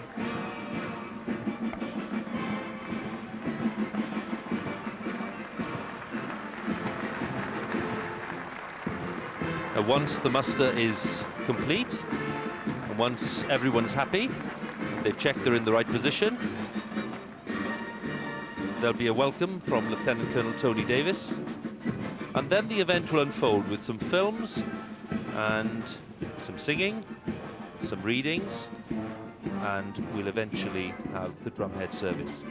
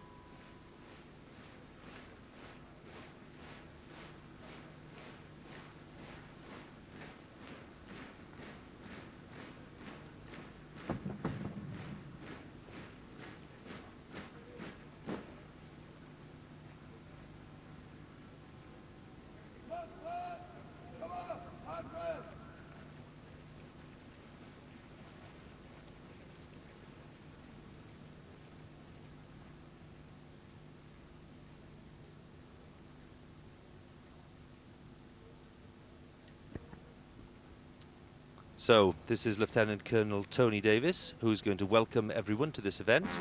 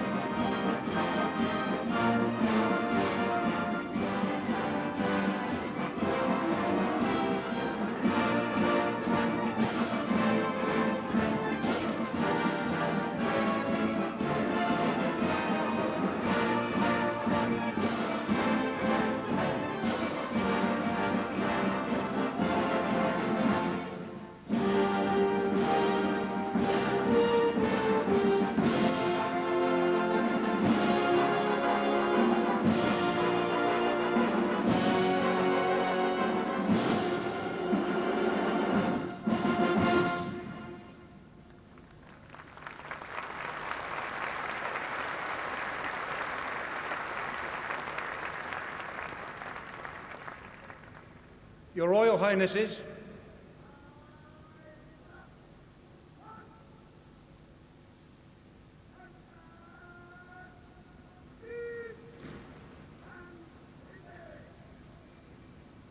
distinguished guests, ladies and gentlemen, it is my honour to be chairman of the South Atlantic Medal Association 1982. May I, on behalf of all the veterans, welcome you here today to share with us this 25th commemoration of the ending of the Falklands conflict. We extend warm greetings to all those who fought with us in 1982, including those who cannot be with us and are watching at home. We especially remember those who never made the return journey with us. We would wish to make this opportunity to pay tribute to those many others who played such a vital role in supporting this campaign. The thousands of men and women who worked so tirelessly in the shipyards, the airfields, and the factories throughout the land, getting our equipment ready in record time. They made sure we had what we needed in order to get the job done. We could not have done it without them. Thank you.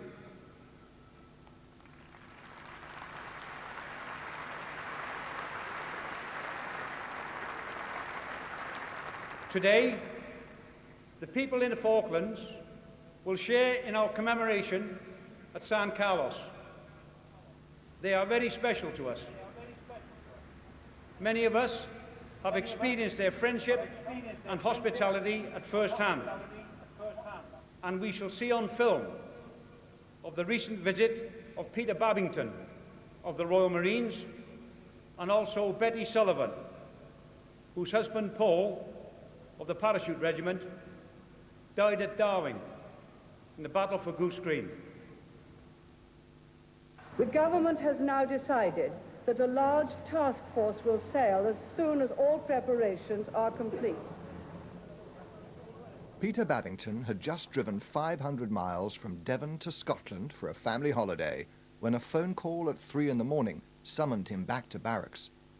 He was going to war. I didn't, I have to admit, believe him, so I put the phone down. I thought this was an April Fool, in bad taste, but it was an April Fool. But he phoned within 5 minutes and said, no, April Fool, you've got to get back down south. So it was back down the motorway, and within days he was marching out of Bickley Barracks to the order, to the South Atlantic, quick march. There was a great feeling of excitement that here at last there was an opportunity to do something that we have been training to do for many years. I think tinged with trepidation as to what the future might bring, ranging from, from death to capture to all the other emotions that could come with it. And with their own worries were thousands of wives, mothers and children who could do nothing but stay at home and wait. Betty Sullivan was married to Paul, a proud corporal in the 2nd Battalion, the Parachute Regiment. This is a nice one. It's Paul with his red beret on exercise. At quite a young age, he was 19, he decided he wanted to go in the army, and to him that was the best regiment to go into. There's another one here of Alicia with her dad in the park. She was about 14 months old there, and she just started to take her first steps, like proper steps, along the path to see the ducks. And he was very proud of her, so it was nice to be there that day. And I'm sure he'd be proud of her now, for what she's achieved. Yes. Paul wouldn't allow me to go and see him off. I think he probably felt he would have got upset waving goodbye to us, and it wasn't the done thing really. So no, I had to do as I was told that time and say goodbye to him at the house. So. But We didn't think it would be that long before we saw each other, just for a couple of months maybe.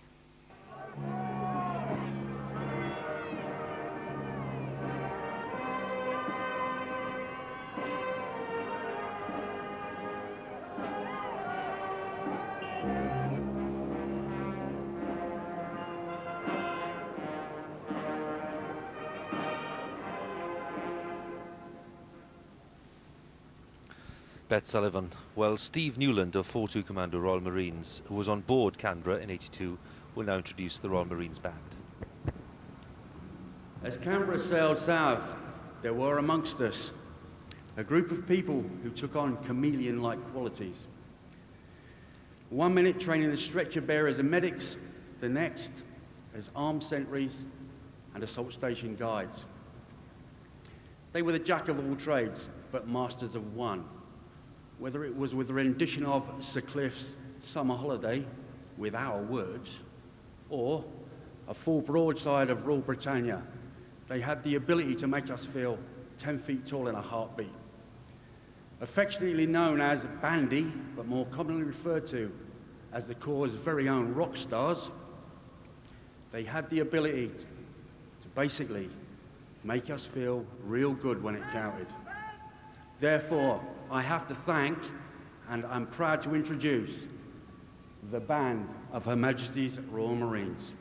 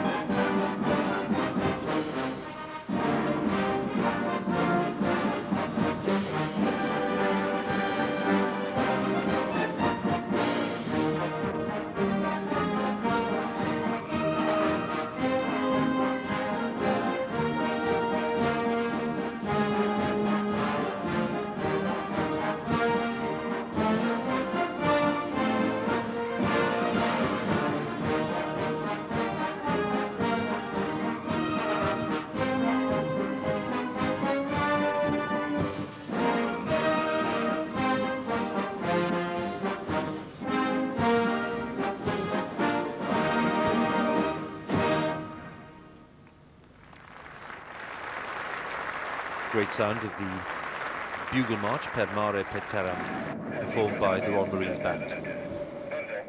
The moment we departed from Ascension Island, headed south, the whole task force took on a different emotional feel about it. And there was very much now the feeling that we were going to go to war, and let's just get on and do it, because we're now ready for it.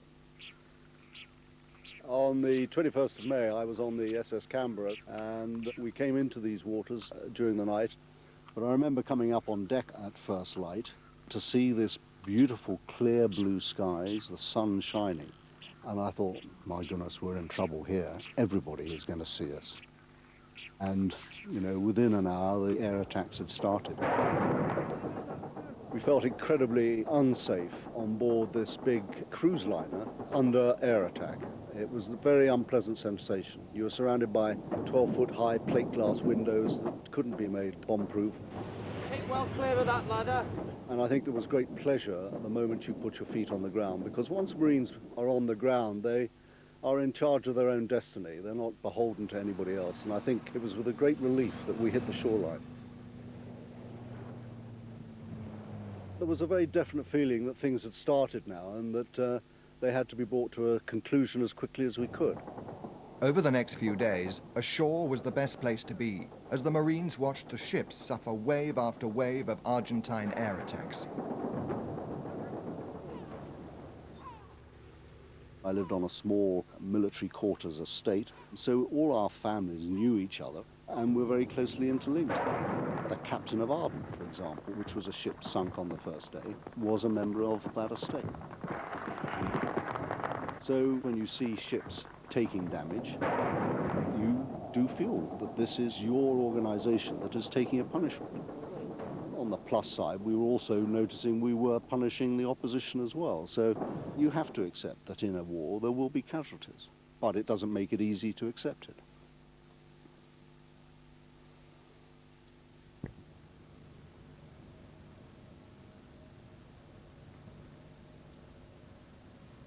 During the action that became known as Bomb Alley, sailors of the task force hauled their comrades out of smoke-filled and bomb-damaged compartments, regardless of the danger. Ships came alongside other stricken vessels, transferring rescuers and survivors. Helicopters lifted men off fire-riddled ships and recovered men, escaping the carnage from the freezing waters. Ken Entignac was one of the lucky ones. I didn't hear the explosion. It was the 18th air attack of the day. Our ship, HMS Ardent, had been crippled by the previous attack, and we were fast getting on top of the damaged repairs. The aircraft were coming for us again. The bomb had exploded in the same compartment that I was in. I was knocked unconscious. When I came to, I tried to get up, but was pinned down by debris laying over me. I was having difficulty breathing. I tried to get up again and tried to wriggle out from where I was trapped. I still couldn't escape. I could see that I was injured. I pulled a large shard of formica from my head, and I could see that my hand had been crushed and a couple of fingers were hanging off. I became aware of somebody moving through the compartment. He helped me to my feet, and we moved forward, expecting the whole firefighting team to be moving towards us. But we couldn't find a way through. We were now struggling to breathe. The smoke was killing us. We huddled together. There was no escape. Was this to be our last instant alive?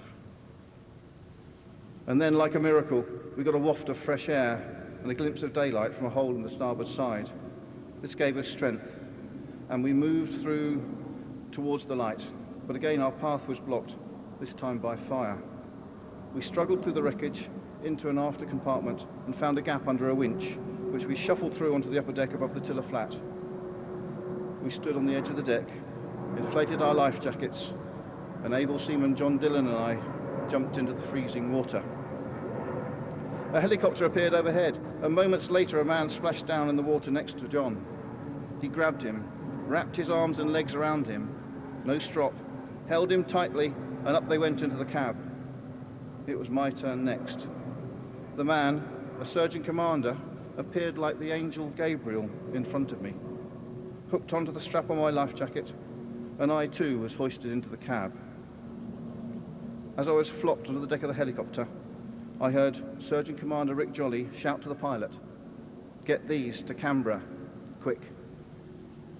22 of my shipmates were left behind forever.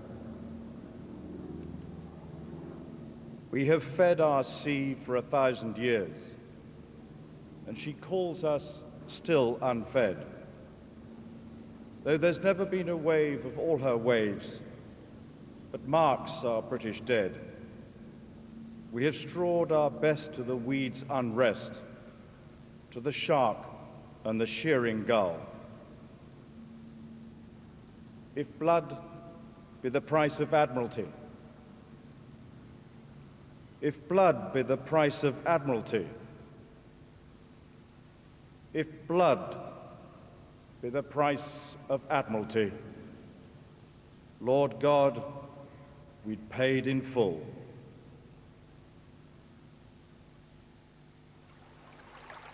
A week after the landings, it did not look good for the task force. 10 ships had been sunk or badly damaged, 113 men were dead, and the Marines and Paras were still confined to the San Carlos bridgehead. Pressure for success mounted, and 2 Para were ordered to carry out an attack on the nearest Argentine stronghold at Goose Green. The settlement was surrounded by flat open ground that afforded the Paras little protection against a well-defended garrison. Today, a memorial to 2 Para looks out across the battlefield. In memory of Lieutenant Colonel H. Jones and his men of the 2nd Battalion, the Parachute Regiment, who fell on this battlefield on the 28th of May 1982 in the Battle of Goose Green.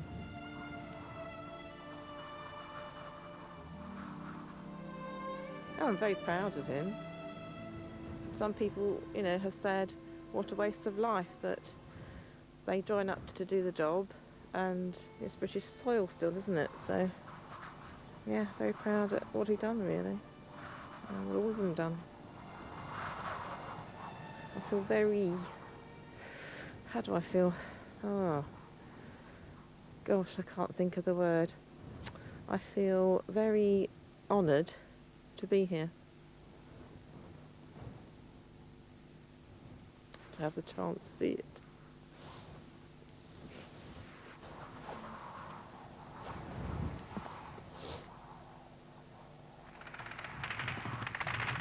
It was a hard, intense battle, but after 14 hours of fighting through the night and all the following day, 2 Para finally won the first battle of the land campaign. Against all the odds, 600 lightly equipped paratroopers had defeated an Argentine force of over 1,000. But victory came at a price. As the smoke cleared, 2 Para buried their own. Lieutenant Colonel Jones, Captain Dent, Corporal Sullivan. We didn't have that much time together. I think in total we probably only had about 6 years. And if you calculated how much time we spent together with him going away, it wasn't that long really. But when we were together, obviously we made the most of the time we had. Quite a family man, you know, when we had Alicia and stuff.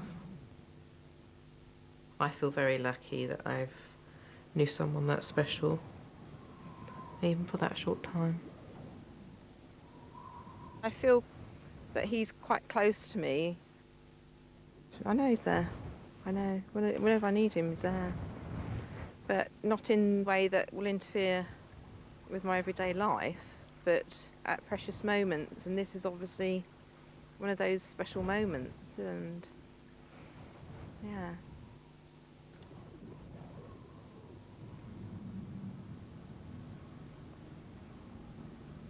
Catherine Nutbeam lost her father, Roger, Major Roger Nutbeam, in the Falklands, and he was on the Sir Galahad. I was 5 years old when my father, Major Roger Nutbeam, died on board the Sir Galahad. I've only childhood memories of him, but I'm lucky enough to share one of his passions, singing. Being so young when he died, I never really felt as if I had the chance to say goodbye to him. So it's incredibly important to me today to mark the 25th anniversary of the conflict in order to remember my father and all the men like him who sacrificed their lives to liberate the Falklands.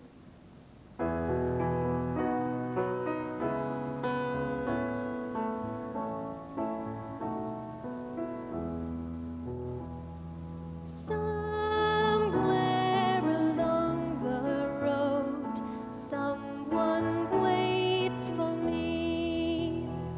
Beyond these present storms that blow, waiting patiently.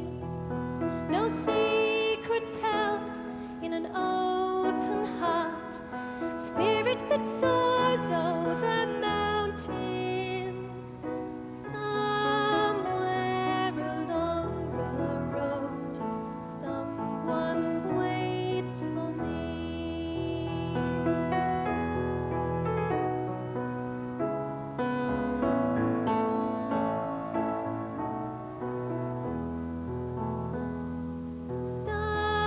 Somehow a guiding light always shows the way to those who lose their way by night, searching for the day. A day away from happiness. Tomorrow will bring a new sunrise. Somewhere along the road, someone waits for me.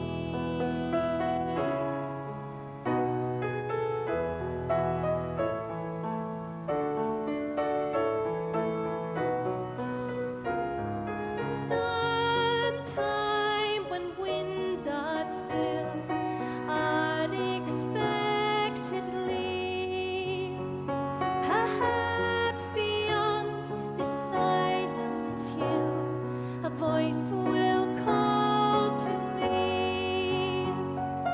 Raise your eyes to see my world. Raise your voices and sing out. Somewhere along the road, someone waits for me.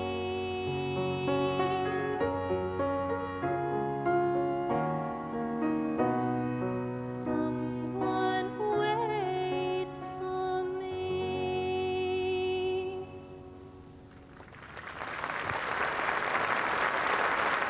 Somewhere Along the Road, performed by Catherine Nutbeam, who lost her father in the Falklands. The final battleground for the Falkland Islands would be in the mountains that surrounded Stanley. Waiting for the final assault to begin, Peter Babington and his company of Marines were exposed to the full ferocity of a Falklands winter. For 12 days they waited, with no sleeping bags, no tents, and very little ration. Temperature at night was dropping to -10. Add on the wind chill factor, and I guess at times it was down to about -30. You could not get out of the cold. You could not get out of the wind. You could stand one side of a rock in the lee of it. 30 minutes later, the wind changed and you were being blown again. I think the worst part of the whole Falklands experience was this all-pervading cold. The cold and the damp, and it was just endless. You never seemed to get warm. While waiting in the mountains, they sent out patrols probing the Argentine positions for intelligence. On the 11th of June, the commanding officer gave his orders. 4-2 Commando would attack Mount Harriet that night. But rather than a bloody and costly direct assault, a flanking attack was planned. For 8 miles, they would weave through the minefields that lay to the south of the mountain and surprise the enemy by attacking from behind. We were now in the start line and we were looking up at the mountain, which was to our north. Immediately above it was almost a full moon, and this moon was giving a dark greeny blue light on the great slabs of rock that formed the mountain itself. These slabs of rock were wet and it was glistening. And we looked at this mountain, and there was, the best way of describing it as being ominously cold, and possibly that cold was psychologically an element of the fear that possibly we felt. But that rapidly disappeared as you got on with the business of rolling into an attack. And once everybody was in position, and I was content they were in position, there was nothing else to wait for, I kind of just took a deep breath and I said, right, let's go. And we stood up and we started walking up the hill.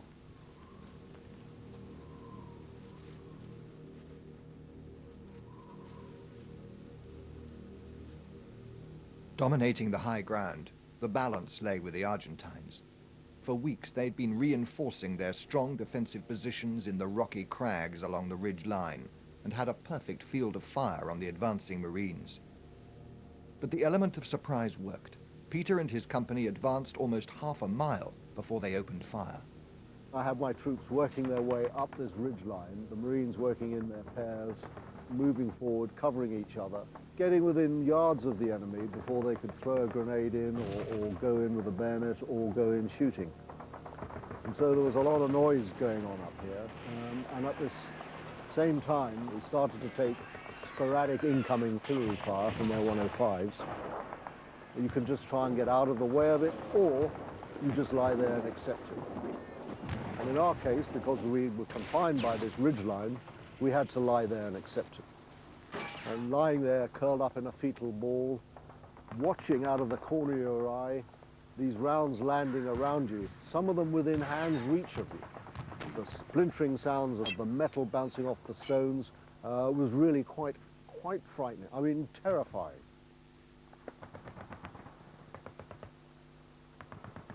By daybreak, 4-2 Commando had taken Mount Harriet. 4-5 Commando were in control of 2 Sisters, and 3 Para had secured Mount Longdon.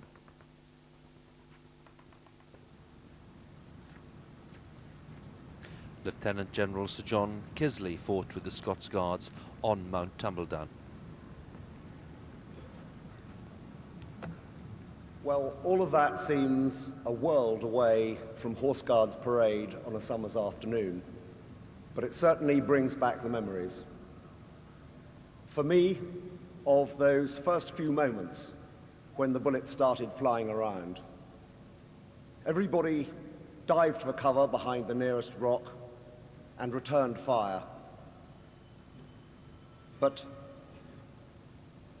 they weren't sure what the next door bloke was doing or what the platoon commander was doing, so out of the corner of their eye as they lay there, they were looking to see what was happening around them.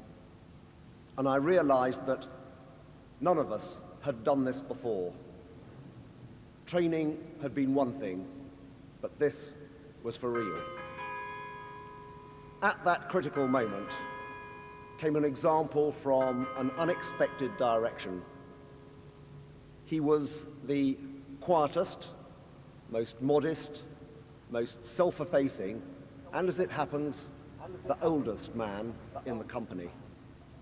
He was our company storeman, but that night, a stretcher bearer. Not perhaps the most likely man to step forward into the fight, or so we thought. But there he was, silhouetted by the light of the artillery illuminating shells, running forward in the open with his stretcher, the bullets ricocheting off the rocks around him. People were shouting at him, "Get down, take cover," which would have been the obvious thing to do, but on he went. There was a casualty to be collected, and nothing was going to stop him doing his duty. A lot of people witnessed that, were inspired by his courage, determined to match his example. I'd read that on the battlefield fear is infectious, but it wasn't until then that, looking around me, I realized that courage, too, is infectious. People who, in other circumstances, might have chosen to lie behind the rock in the relative safety, were instead choosing to do very brave things and continuing to do so right the way through the battle. Courage caught on. I know that there are a lot of people on parade here today who could tell a similar story. as indeed could many who have recently served or are serving today on operations around the world in places like Iraq and Afghanistan. In the days that followed the battle, we reorganized, counted the cost, and remembered our fallen. Some of us also revisited the battlefield on Tumbledown and, unforgettably, heard Pipe Major Jimmy Riddle play, for the first time, the tune he'd composed, written it on the back of a ration pack to commemorate the battle. A haunting tune, but it seemed a fitting tribute to those who would not be returning.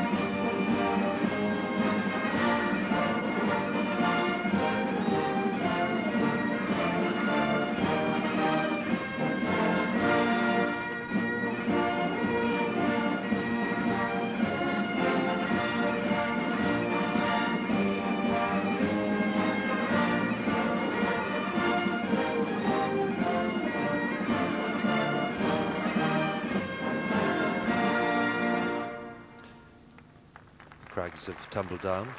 The pipers, 4 of them Falkland veterans. Today, Goose Green and Darwin are idyllic, peaceful communities. But 25 years ago, they were the site of a huge Argentine garrison and arsenal. Rocket launchers were strapped to the children's slide. Napalm lay on the village green ready to be used. and 115 villagers were imprisoned at gunpoint in the community hall. With very little food, they lived in constant fear and with no hope of escape. When the Argentines surrendered to Tupara, the villagers celebrated their freedom. Among them, 10-year-old Andrea Clausen. Well, we saw black dots over there coming over the hill marching, and we saw all of the Argentines getting marched away after they'd surrendered. It was quite good, really. I bet you were pleased to see them, weren't you? Yeah. 25 years later, and neither Andrea nor her mother have forgotten the day the Paras gave them their freedom. Welcome to View Screen. Hi, Tricia. Welcome to View Screen. Lovely to speak to you.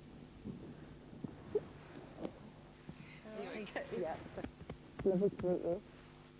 For nearly a month, this single mattress was home to Andrea and her family. There were armed guards all the way around us. There were the young lads with guns. No one could go out, no one could come in. We couldn't go out at all. But what about basic stuff like going to the loo and having to wash? That was horrific. Because we got dysentery, we got upset tummies, we were sick. There was one toilet there for the ladies and one toilet up there for the men. And they were always getting blocked. Tupara to us are our heroes.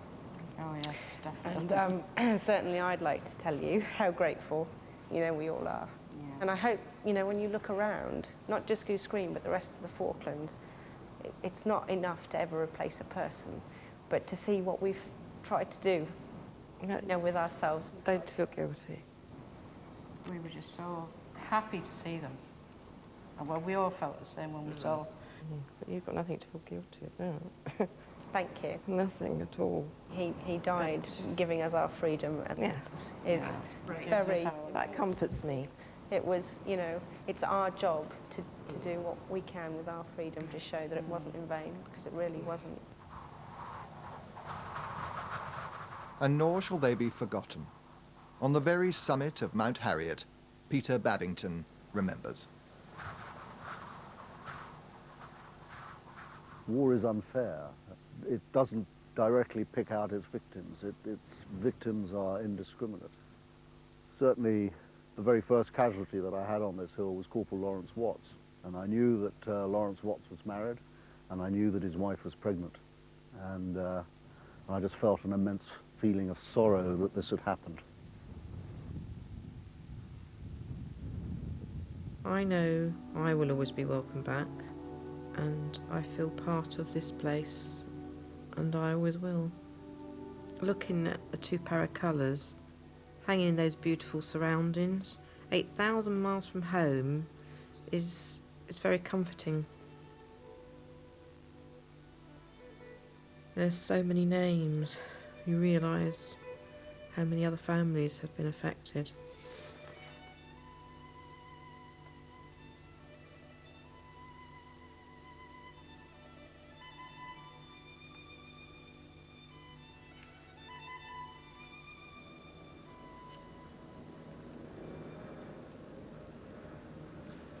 Back on Horse Guards Parade, we are approaching the drumhead service. The drum used will be from the bands present today.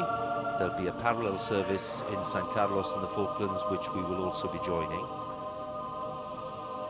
The bass drum being used today is from the central band of the RAF. Music performed by a 258 voice choir. 258 to represent each British life lost in the Falklands conflict.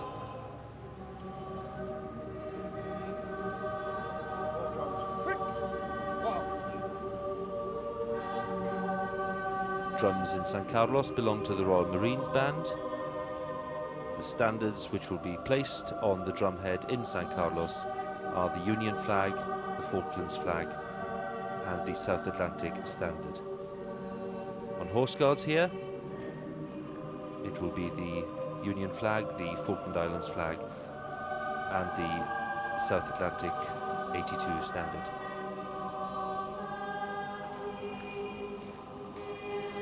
These drumhead services, as they're called, are traditionally impromptu services held by British troops serving in the field.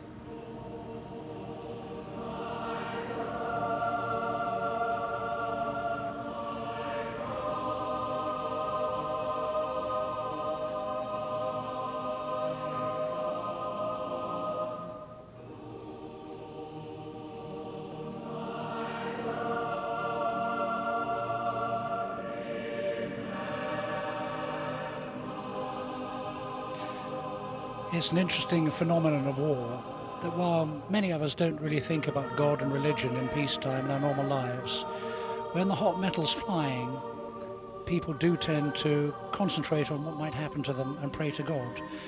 And Sir Francis Drake, I think, wrote a prayer a long time ago about the Armada, just before battle.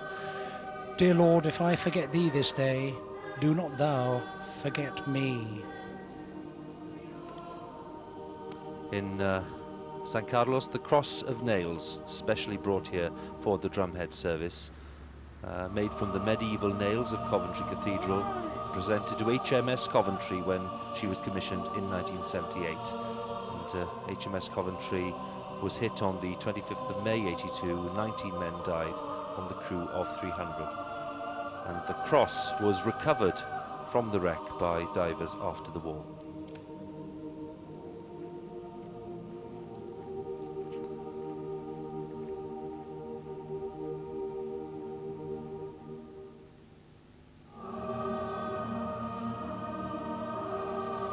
London Philharmonic Choir, the Royal Choral Society and the Windsor and Eton Choral Society singing the In Memoriam as we prepare for the drumhead service.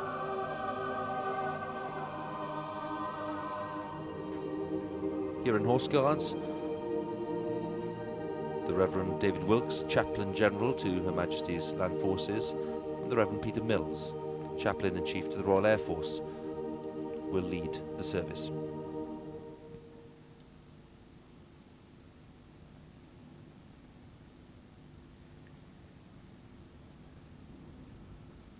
We meet to worship Almighty God. We thank Him for the liberation of these islands in 1982 and for the courage, determination and endurance of all members of the task force. We remember those killed during the conflict and commend them to God's keeping. May He work in them the good purpose of His perfect will. We pray for those who are wounded. We share the sufferings of those who mourn and pray that God will strengthen them now and in the years ahead. We pray for all who live in the Falkland Islands and for peace and reconciliation in the South Atlantic. May this service unite us, strengthen our spirit, and sustain our hopes, so that we commit ourselves to be makers of peace in a divided world.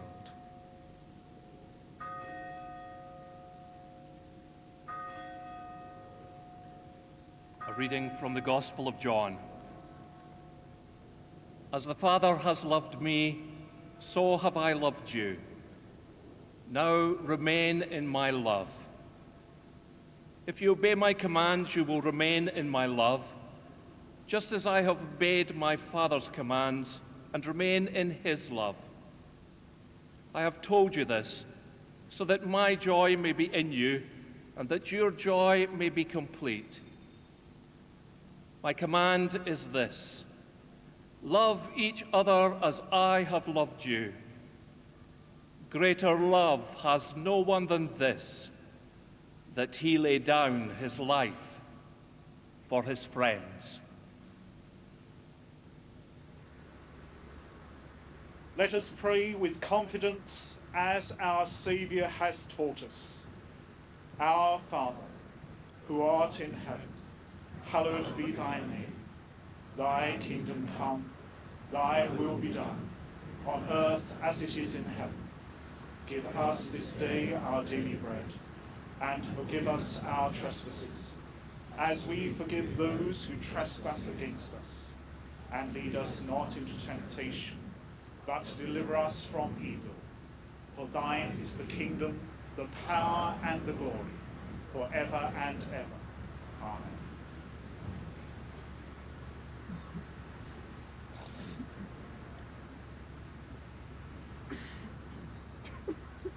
The first hymn from San Carlos will be O God, our help in ages past.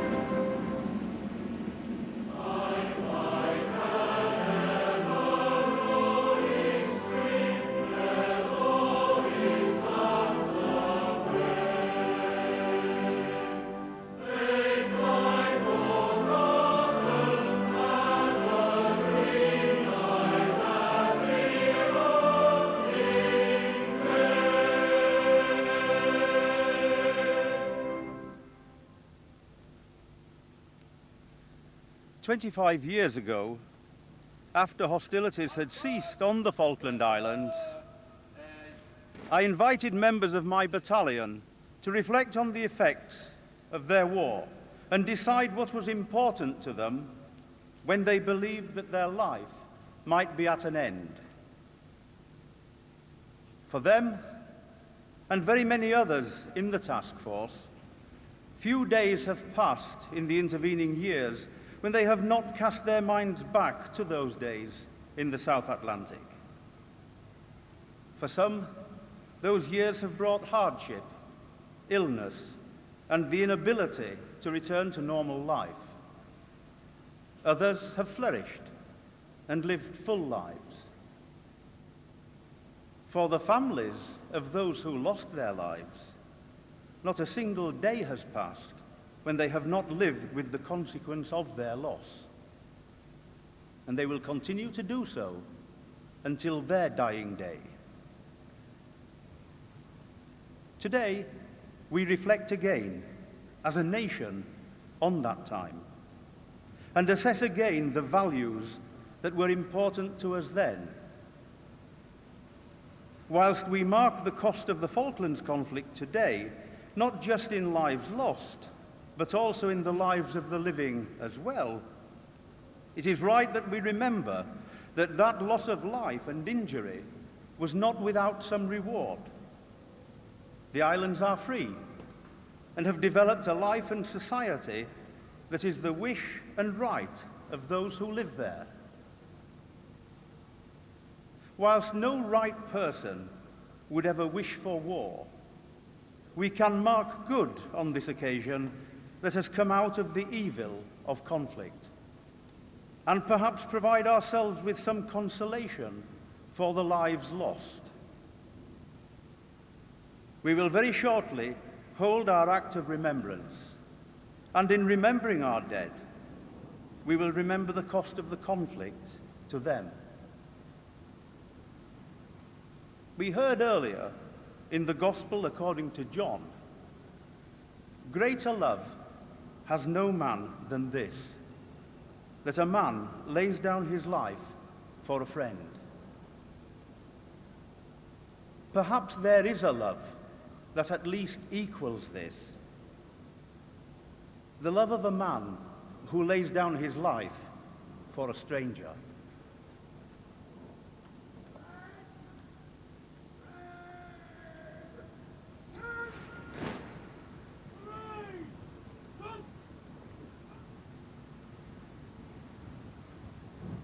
Let us remember before God and commend to his sure keeping those who have died for their country in war, those whom we knew and those whose memory we treasure, and all who have lived and died in the service of humankind, and those who continue to serve.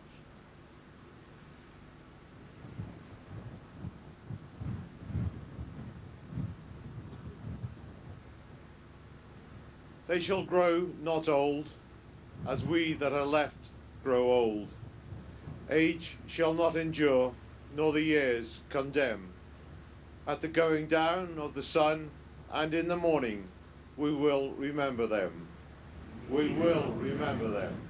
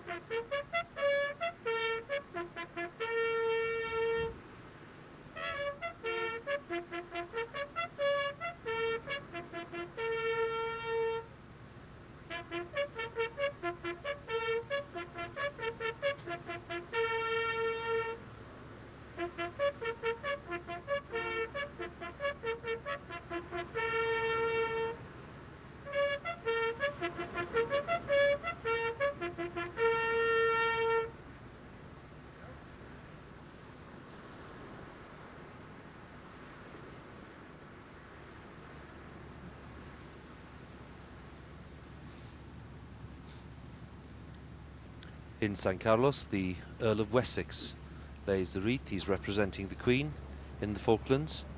He's Commodore-in-Chief of the Royal Fleet Auxiliary. He's also been visiting HMS Edinburgh, which is the destroyer which fired the gun salute a short while ago.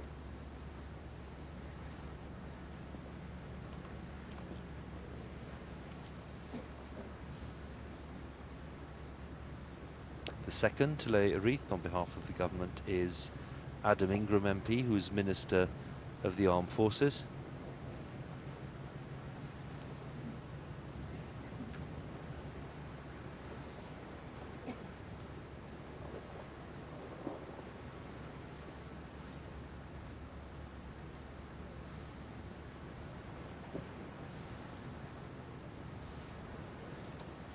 Adam Ingram to be followed by His Excellency Sir Alan Huckle, who's Governor of the Falkland Islands.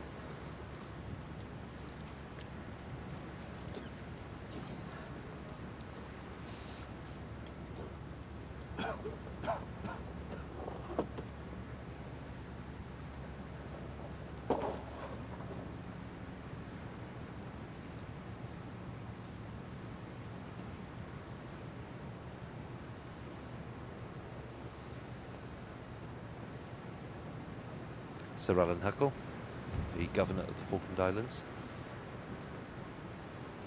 Air Chief Marshal Sir Clive Loader of the Royal Air Force.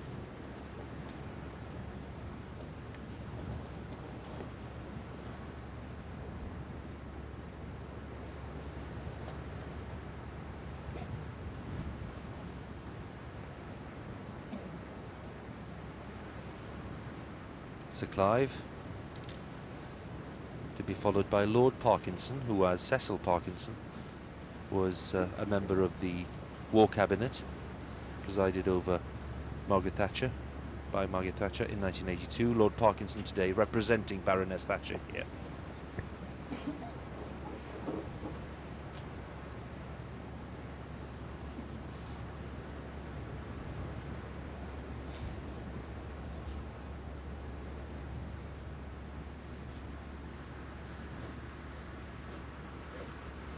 Lord Parkinson, to be followed by Barbara Macaulay, who will lay her wreath in the water at San Carlos. And as we mentioned earlier, it's an extremely windy day down there, the reminder of the kind of conditions that the men faced when they landed at San Carlos. Mrs. Macaulay is the widow of Alan Macaulay.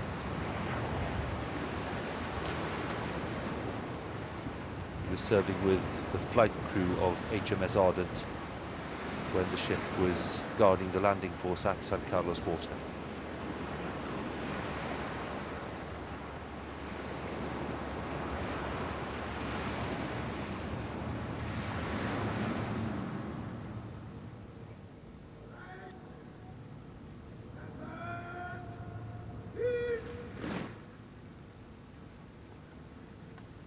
The blessing.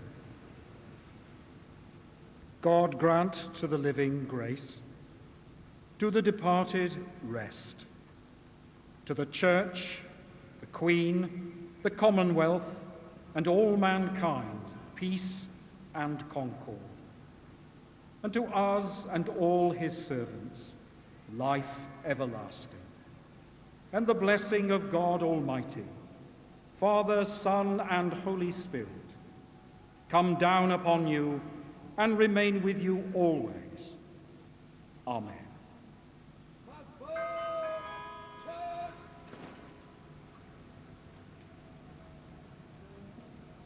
Our second hymn is Now Thank We All Our God.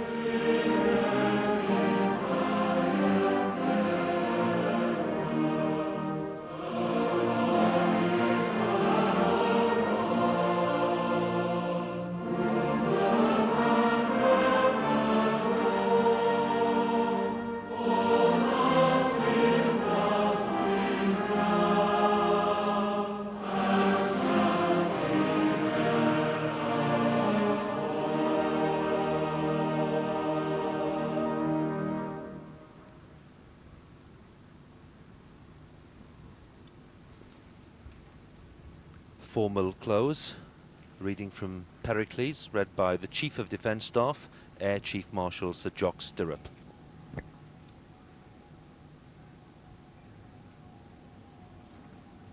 Each has won a glorious grave,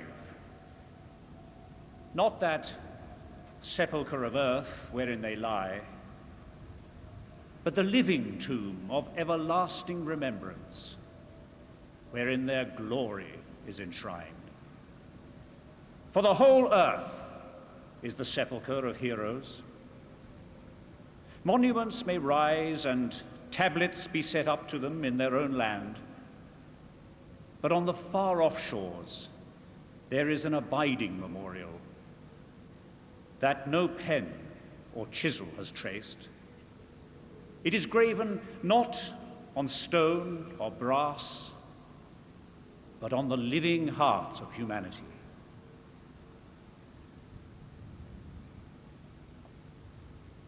Take these men for your example. Like them, remember that prosperity can be only for the free, that freedom is the sure possession of those alone who have the courage to defend it. Growing up in the Falklands, we enjoyed a great sense of freedom and safety. Although we weren't born before 1982, every year on June 14th, Liberation Day is held, where we remember those who lost their lives in the conflict. It is also a celebration of both being Falkland Islanders and British, and a part of our national identity. My parents were present during the conflict. My dad told me how appreciative they were of the support of the UK and Baroness Thatcher's government. I'm currently studying in England with many of the people I grew up with. Like many of my fellow students, I wish to return to the islands and put something back into the community. There is no better place to raise a family and live a good life. There are less than 3,000 Falkland Islanders, but we're a tight and friendly community. It's a unique place. It's not quite as cold or isolated as people imagine. It's beautiful and ruggedly scenic. If things had turned out differently, we might not be here today. Although we were born before the conflict, we are grateful to all those who gave their lives, and today is a chance for us to show that gratitude and remember them.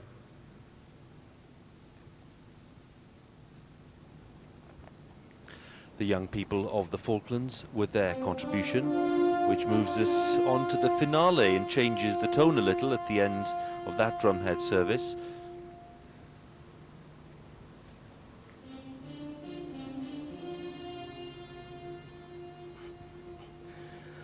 I am sailing home again across the sea.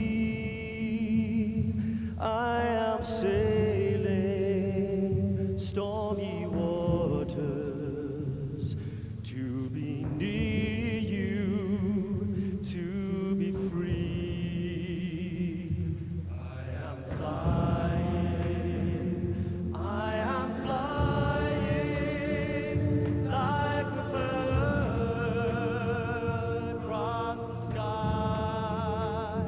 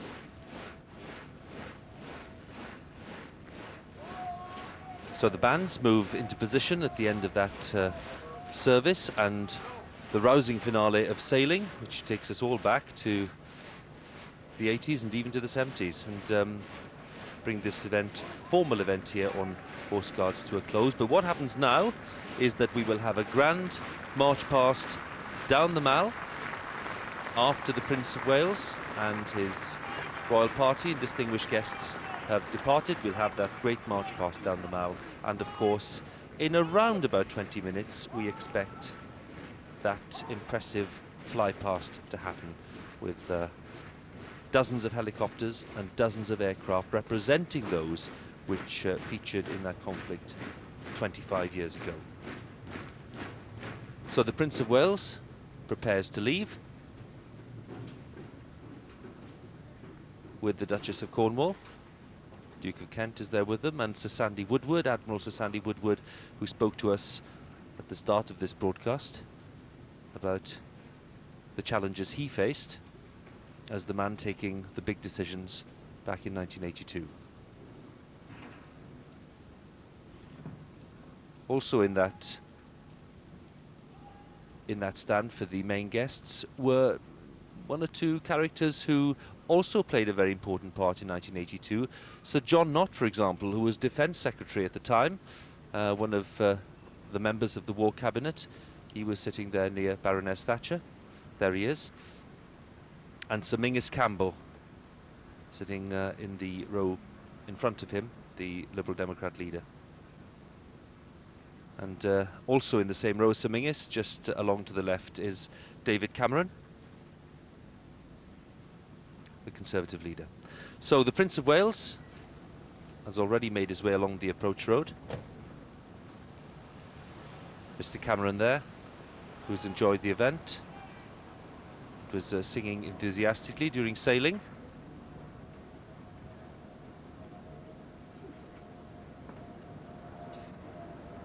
The royal party leaves. The Prince will take the salute at the other end of the Mall at the Queen Victoria Memorial. And we have thousands of people lining the Mall ready for that event to happen.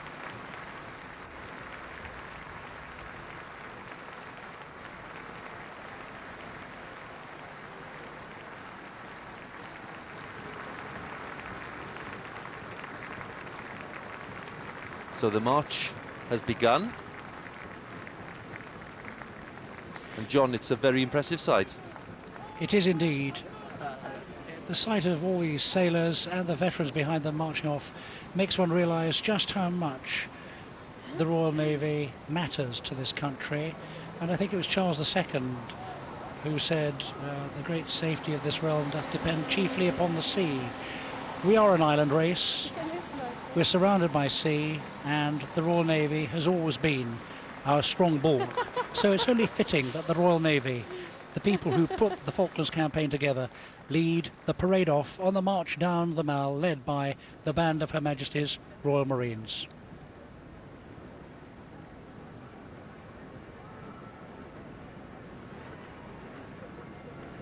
They pass the Great Citadel, which is that ivy-clad building, which Winston Churchill reckoned was a bit of a monster next to Horse Guards Parade, but of course it's a building with enormous fortifications, and always attracts interest. Lots of letters after Trooping the Colour and events like this asking us what exactly the Citadel is. Well, it's an extension to the Admiralty, and it was built, if you like, as a bomb-proof operations centre in the early years of the Second World War.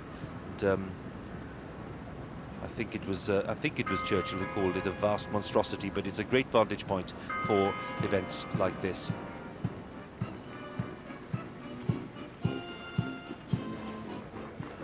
And here it's been a fascinating experience out on the parade ground. As we came in, everybody was joking, they were meeting each other, they were laughing at the sergeant majors as they were trying to get them in here on time and saying, you know, their old sergeant majors could do it better, although I have to say the ones who were out there were pushing them along pretty fast. And then the mood here has become a great deal more solemn, because what brought people here is memories of what happened, but also pride in what they did. So yes, they're honouring the dead, but also they're feeling a pride in their own position. And so they're here. It may not be very fashionable to say so these days, but these were people who were taught to fight.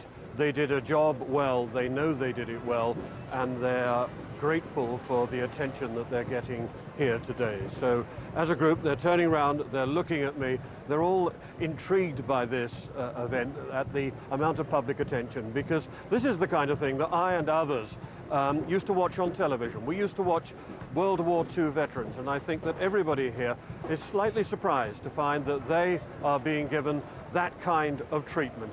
And so here on the parade ground, they're looking forward to marching off, going up the Mall, watching the fly past, and then going out for a few drinks with their mates. And well deserved too.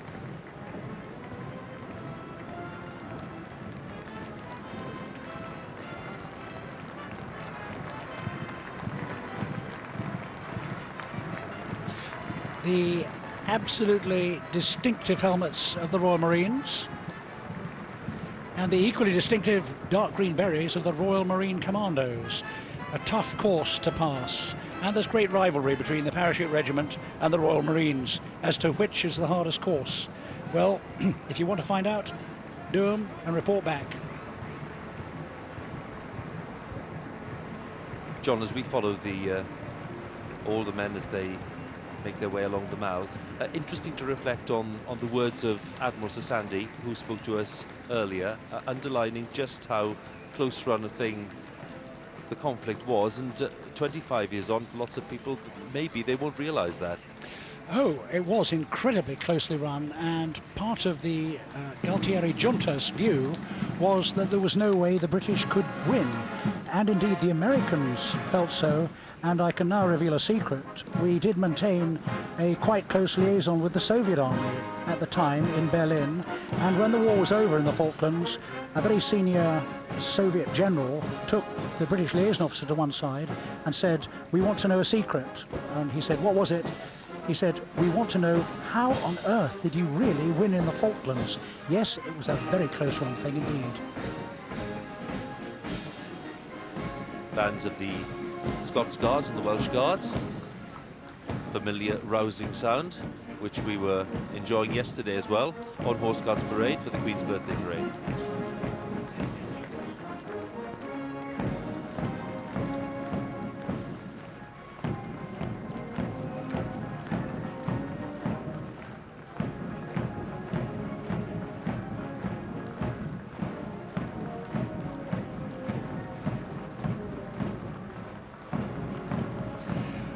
The Welsh Guards with a elite badge.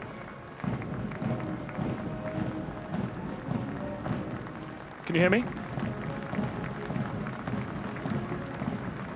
Okay, I'm just in with the Paris marching off. Nice, how did you find that?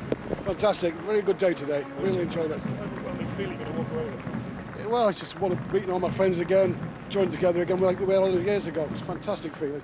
Thank you. What's the plan later on? To get drunk. Did you have a good time? Yes, very much. Very exciting. Good to see many of them turn up for the day. Excellent. A feeling of commemoration or a feeling of happiness? A feeling of getting old, how old you are. But, it's wonderful. Very happy.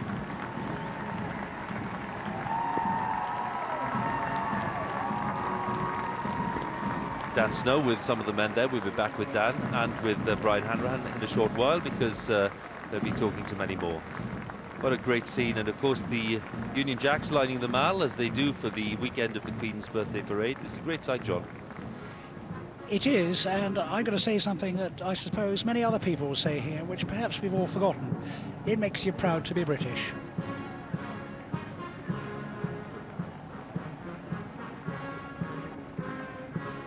So the logistics of the afternoon to get all of these men, thousands of them, 9,000 of them, down the Mall to take their places in front of Buckingham Palace around the Queen Victoria Memorial, and hopefully it's going to be a bit tight, John, I think, but hopefully in time for that fly past in about 10 minutes.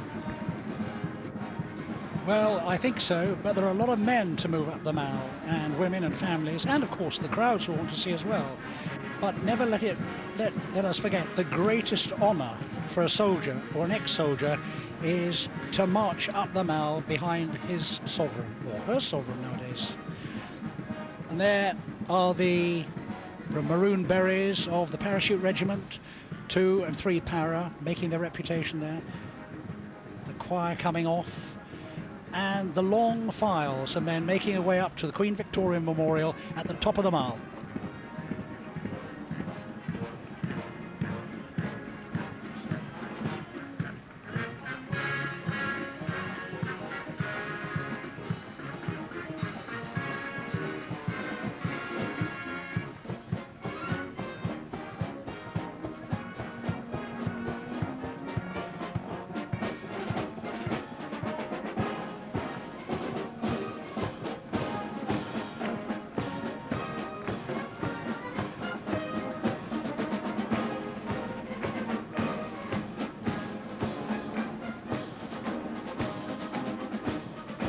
And marching off at the rear of the army contingent, and they'll be very hard to see because there are only, I think, 5 of them.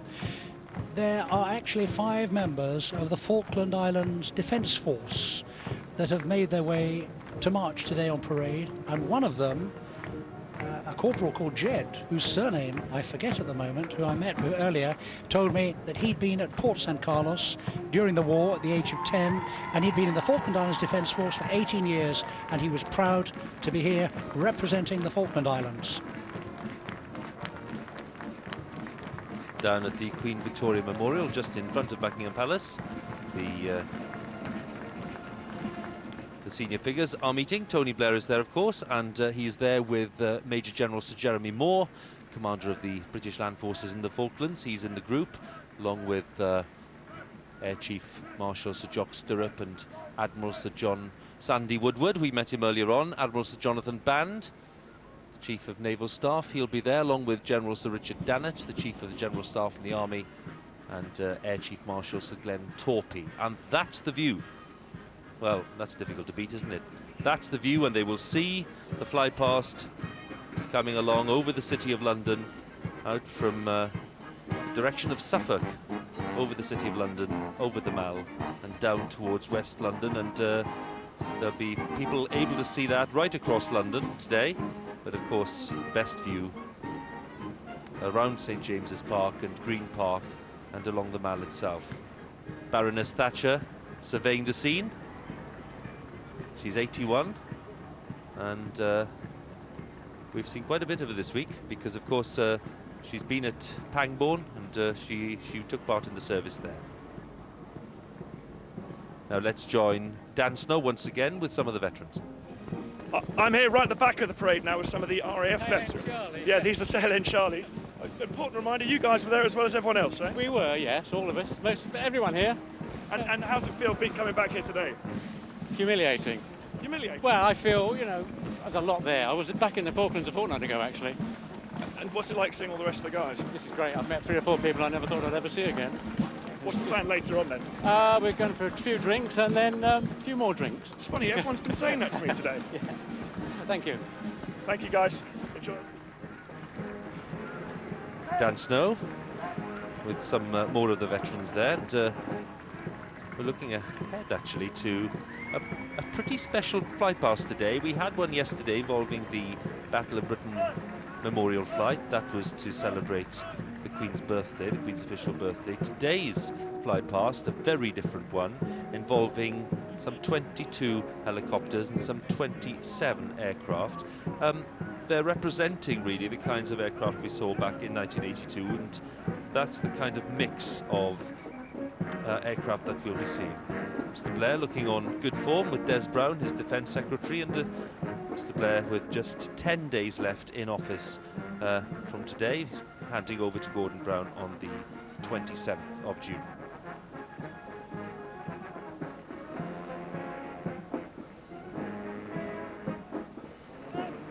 The Duke of York has joined the march with the Fleet Air Arm, and of course we heard from the Duke during the event. He contributed, and of course he was sharing his experiences. He's now Commodore-in-Chief of the Fleet Air Arm, which is why he's joined this section of the march. But, John, I think it's fair to say we weren't expecting to see him march today. No, indeed we weren't, and I think it's a sign of the comradeship that perhaps we all share who've been through these kind of experiences, that he got out of his official car and went and joined his mates. And when I think the last time I saw Prince Andrew, he was standing with his hat on the back of his head being shouted at on Stanley Pier by the Royal Military Policemen. This is quite a sight. Prince of Wales has arrived at the memorial, the Queen Victoria Memorial. So the Duke of York will in fact be saluting his elder brother, Prince Charles. And the other brother, of course, the Earl of Wessex, is representing the Queen in the Falklands. We saw him laying a wreath in San Carlos earlier. So if the timings are correct, John, I reckon 4 minutes to the fly past. Yes, and we might get the quite extraordinary, I'd say unique sight of the march past and the fly past coinciding at the Queen Victoria Memorial exactly.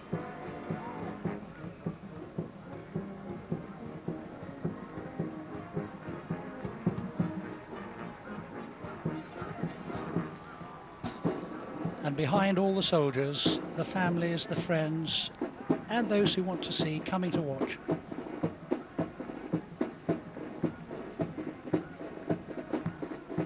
And relatively clear skies until now, John. A few clouds gathering, but I think we should still get a very good view of the fly past. Well, the cloud base is higher than the fly past height, so they should be nicely silhouetted, and I would imagine some good photographic opportunities, I think. Duke of York, Commodore, making his way down along the Mall, ready to salute Prince of Wales for this 25th commemoration of the Falklands conflict. The march past has begun.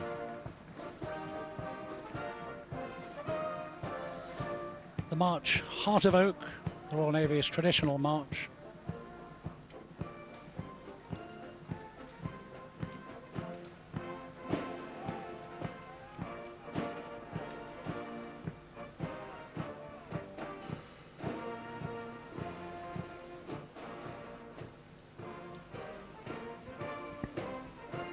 Prince Charles, of course, was a serving naval officer and captained his own ship. And I remember speaking to his air crewman who worked for me after he'd been working with Prince Charles in a helicopter, and he said he was the most careful pilot that this particular petty officer had ever flown with.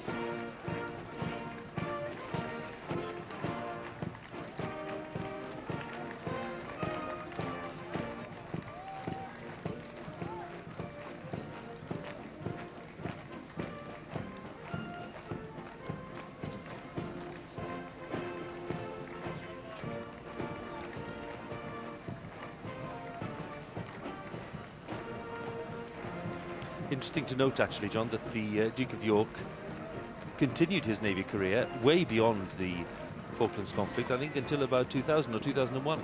Yes, I noticed that, and one of the things that perhaps people don't realise is, for a man who lives in a gilded cage, and royalty does live in a gilded cage, the services offer an escape and a kind of freedom away from the constraints of public life. And so one can understand why someone like the Duke of York would want to stay as long as possible in the good environment of comradeship of the services. The fly past should be with us very, very soon, and it'll happen as the march past is going on, so we'll have two events going on at the same time. And Prince of Wales will take the salute, therefore continue to take the salute as the march past happens.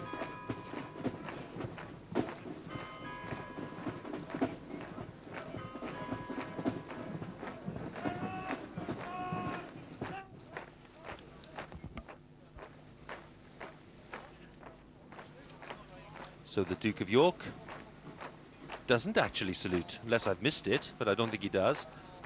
So that's an interesting feature to note. And Dan Snow is with me. Dan, we were rather expecting the Duke of York to salute his brother, but there may be a reason why not.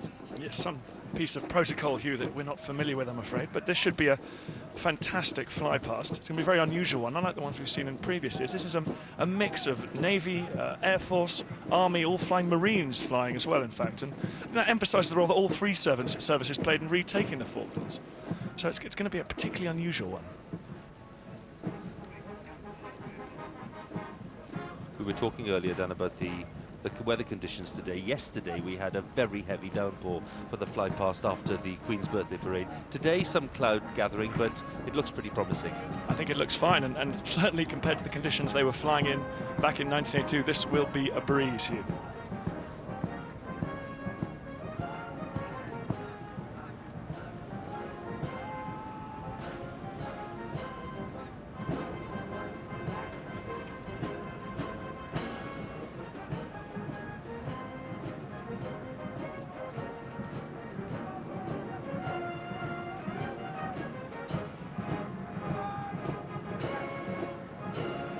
Prince of Wales still taking the salute.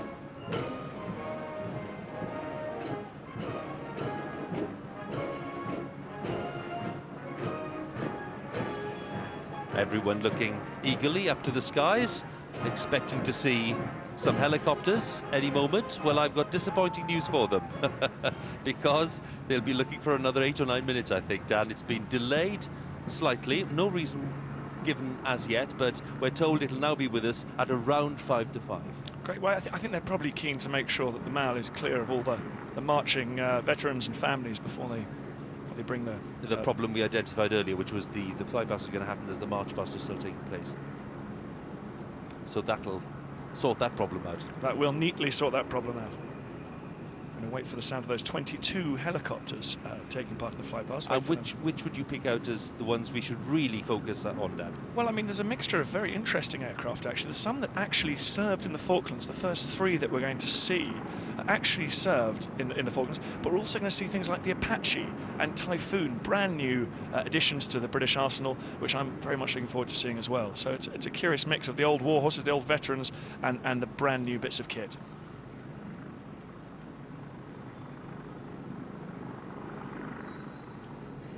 So we now see the huge crowd of friends and relatives and all those who've turned up, and no doubt many tourists too who've been wanting to take part in the parade today, and they're making their way down all the way, a controlled flow, I think it can be called, down to the Queen Victoria Memorial to see the last event, which is the fly past. And it seems at this stage, Dan, anyways, that the revised timing we're talking about will work quite neatly, won't it? I think it's going to be perfect here. We'll just get everybody up past the Queen Victoria Memorial, and everything will be absolutely set, so we can all concentrate on the aircraft flying high overhead.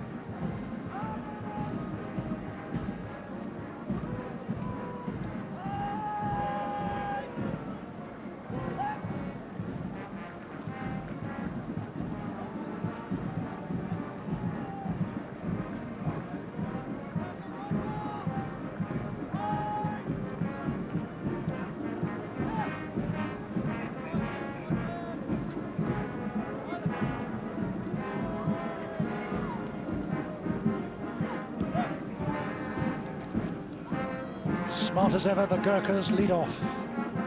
Big Gurkha contingent there, heading the pale blue berets of the Army Air Corps.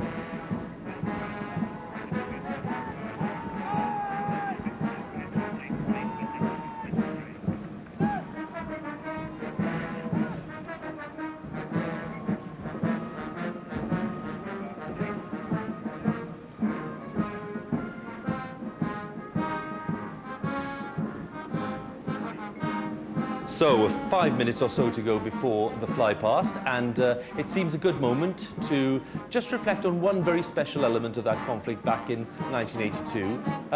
The stars of the conflict, if you're looking at machines, the Sea Harriers. Let's have a look at this. At Stanley, the planes went in low, in waves just seconds apart. They glimpsed the bomb craters left by the Vulcan and left behind them more fire and destruction. The pilots said there'd been smoke and dust everywhere, punctuated by the flash of explosions. They'd faced a barrage of return fire, heavy but apparently ineffective.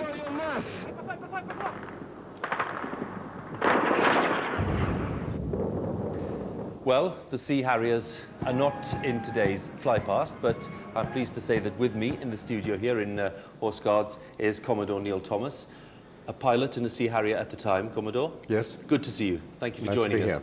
What are your reflections given what we've seen today? Sad in some ways, but in many ways tremendous pride in having taken part in this particularly difficult event. But pride, I think, mainly. Admiral Sir Sandy Woodward was telling us that, frankly, the role of the Sea Harriers maybe has not been fully recognised in the past 25 years. Would you go along with that? In some areas it hasn't been recognised fully, but we certainly recognise it fully, what the role was, and actually it carried on, and we developed the Sea Harrier. It became a better machine, and it's a great pity that we've lost it now. What was the most difficult moment for you in the conflict? It's very difficult to say because we trained very well, and in fact the training reflected very much what we did down there, and therefore there was nothing that took us by surprise. It was doing those things that were not that we hadn't seen before, things that we were not used to. Mainly that was, I suppose in the first instance, being shot at. That was always something that's new to a lot of people, but once you've been shot at a couple of times, you tend to know whether they're going to hit you or not. But on the whole, I think we went in there, we knew what we were going to do. We had pretty good intelligence of what the Argentinians were like, and we were pretty confident that we were going to win. And as we see the fly past about to happen, what are your thoughts? I wish there were some Sea Harriers in there. I bet you do. Yes. But given that... But there are 3 naval pilots who are flying in the Hawks, somewhere down at the back end. But if we remember that the Navy was there, and maybe the fly past is to do with the Navy as a whole anyway. Well, Commodore, it's very good to have you with us, and thank you for joining us. Thank you very much. Enjoy the rest of the day. Thanks very much. Well, now then, we are expecting the fly past any minute, in a couple of minutes maybe, so let's join Dan once again. Well, Hewitt, we may not have any Sea Harriers. The reason they're not, of course, coming over is because they're single-engine fighters and they're thought to be untrustworthy. They don't want them crashing in London. So that's the sad reason they're not. Nor is the Vulcan, that other RAF stalwart of the Falklands conflict. That's not coming, but they're represented today by other things. And as we just heard, there are actually naval aviators from the Falklands flying today, so we'll make sure we pick up on them as they come over in the Hawks. Commander Simon Hargreaves was 26 during the war. He flew 90 missions from start to finish. He still teaches flying. In fact, he's flown the prototype of the really brand new piece of kit, the Joint Strike Fighter, that's coming soon. Now here we can see the helicopters. Appropriately enough, leading off with helicopters, they were enormously significant, the Falklands, and in fact these 3 Sea King Mark 5s from the Royal Naval 771 Royal Naval Squadron in Culdrose and Cornwall, now they do search and rescue, but they were flew back in the Falklands, really doing everything. These Sea Kings were protecting the ships from submarines, they were inserting special forces, Wessex in particular, they were moving troops around. You've seen those shots of the Falklands, there's no roads there really, and so the helicopters were working constantly. Thousands of hours of airtime, of flying time were needed by the pilots and the crew of these helicopters. In all, 17 helicopters were lost during the Falklands War.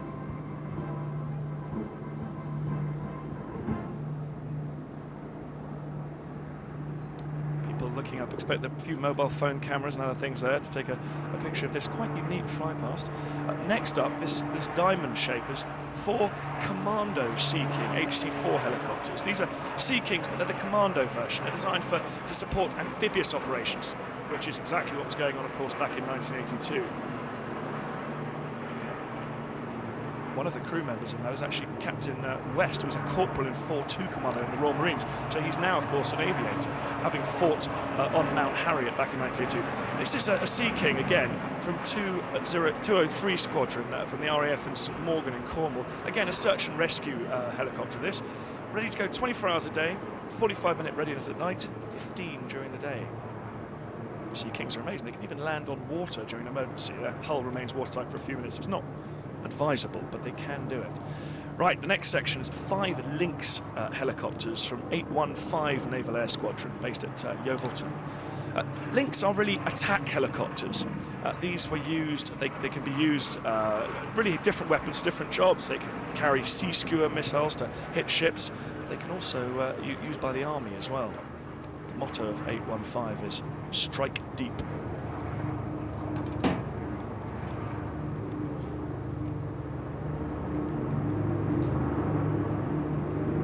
So there'll be lots of very valuable keepsake photographs after today's flight past, and I think I wouldn't like to guess the number of images being taken, but they're probably in the millions by now. But as Dan was saying, with mobile phones on top of cameras, anything is possible. The next section is what, Dan? Well, we saw the 3 Merlins there, which really take over from the Sea King in terms of the roles they perform. And now we've got very interesting, look, 3 Lynx helicopters, again, those attack helicopters, and 2 Apaches, this brand new bit of kit already being used out in Afghanistan at the moment. These symbolise the Teeny Weeny Brigade. This is a sort of support for the 3rd Commando Brigade, the 3rd Commando Brigade Air Squadron. There's the unmistakable shape of the Apache there on the right. You know, those can identify and prioritise 256 potential targets in a matter of seconds, and they made the headlines earlier this year, of course, Hugh, in January, when the Royal Marines strapped themselves onto the outside, returned to the site of that firefight in Helmand province and rescued the body of a fallen comrade.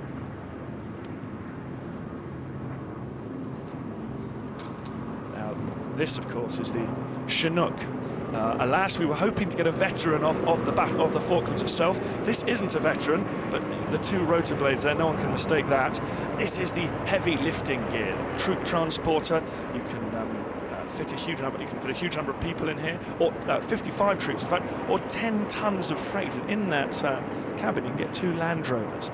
And really, it was the loss of the Chinooks, these pieces of heavy lifting gear, that really dictated the pace and the nature of the campaign in the Falklands. Because, as Julian Thompson told me earlier, it was after the Atlantic conveyor sank or was destroyed with 3 Chinooks on board.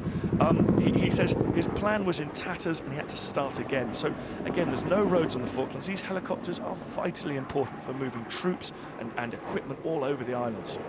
Now that's the helicopters, I believe. We're now moving on to the aircraft, the Windsor formation as it's called. Absolutely, we've got 23 aircraft coming over now. It'll all be a bit quicker, so I won't be able to bore you as much, Hugh, with my little facts and statistics here, I'm afraid. We're starting off with 5 Domini aircraft. Really, these are training aircraft. That's what they all start on at RAF Cranwell. They have a sort of crew of 6, and you can put instructors and students in there, and they get used to flying, and then they complete their training on Hawks, which we'll see more of a bit later on. Let's see if we can see the Dominis. Here they come now. So as I say, this is what all the students get started on. And there in the background, amongst the towers and spires, we can see the 2 gigantic Hercules transport aircraft.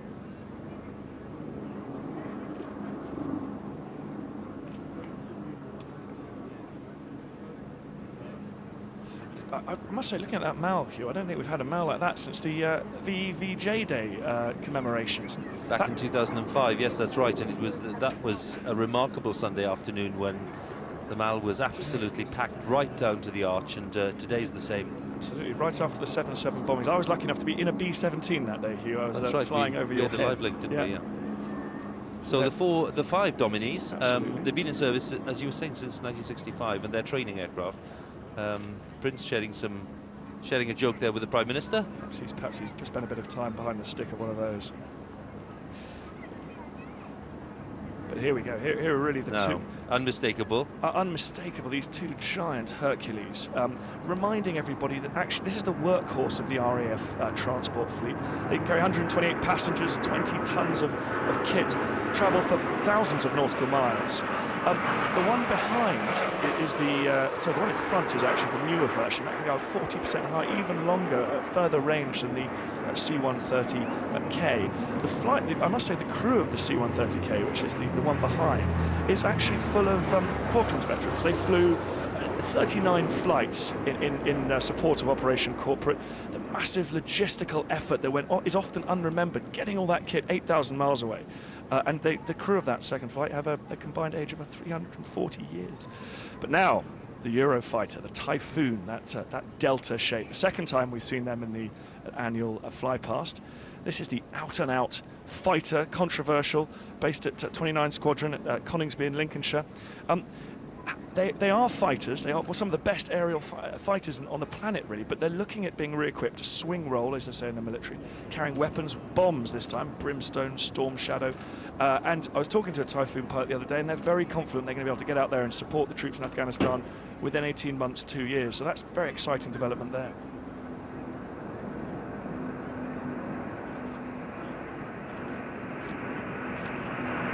Absolutely state-of-the-art. Look at that fabulous shot.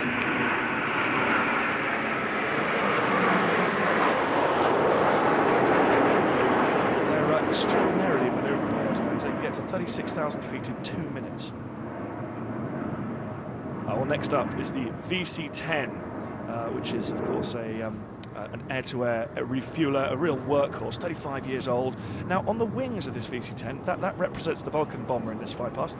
On the wingtips are Hawks, which represent Sea Harriers and Harriers. Now, on the left wingtip are 2 Hawks flown by 3 Falklands veterans. Well, there's 4 in the morning, obviously, altogether, and 3 of them are Falklands veterans.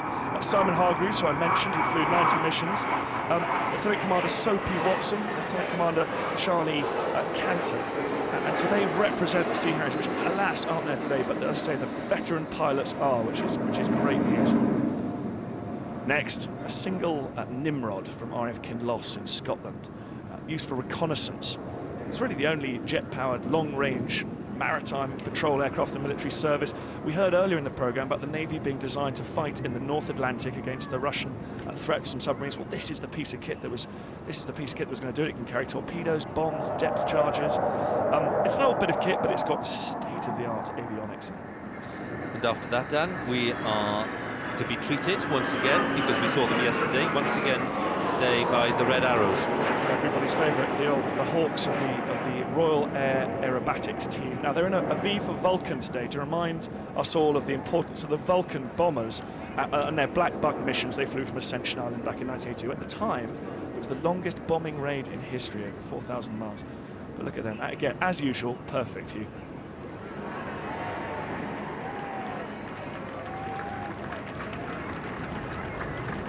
Great round of applause from the thousands of people in the Mall. Everybody loves the Red Arrows. Worth remembering, of course, back in 1982 was extraordinary. It took 11 tankers to refuel the aircraft on the way down to Ascension, from Ascension to the Falklands and back. Everybody loves the Red Arrows. They've displayed in 50 countries since 1965. And that's it, Hugh, I'm afraid, this year. That was a pretty impressive display. Again, a reminder, there were naval pilots, there were Royal Marines, there were Army and Air Force all involved. It was truly a reminder that Operation Corporate, the retaking the Falkland Islands, was a tri-service undertaking.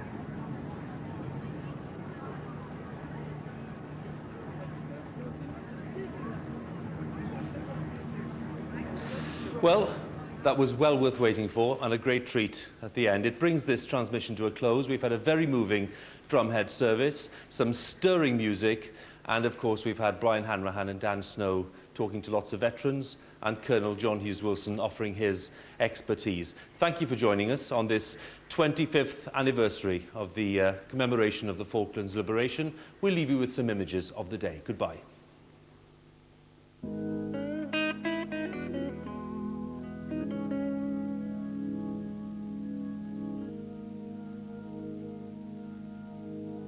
Through these fields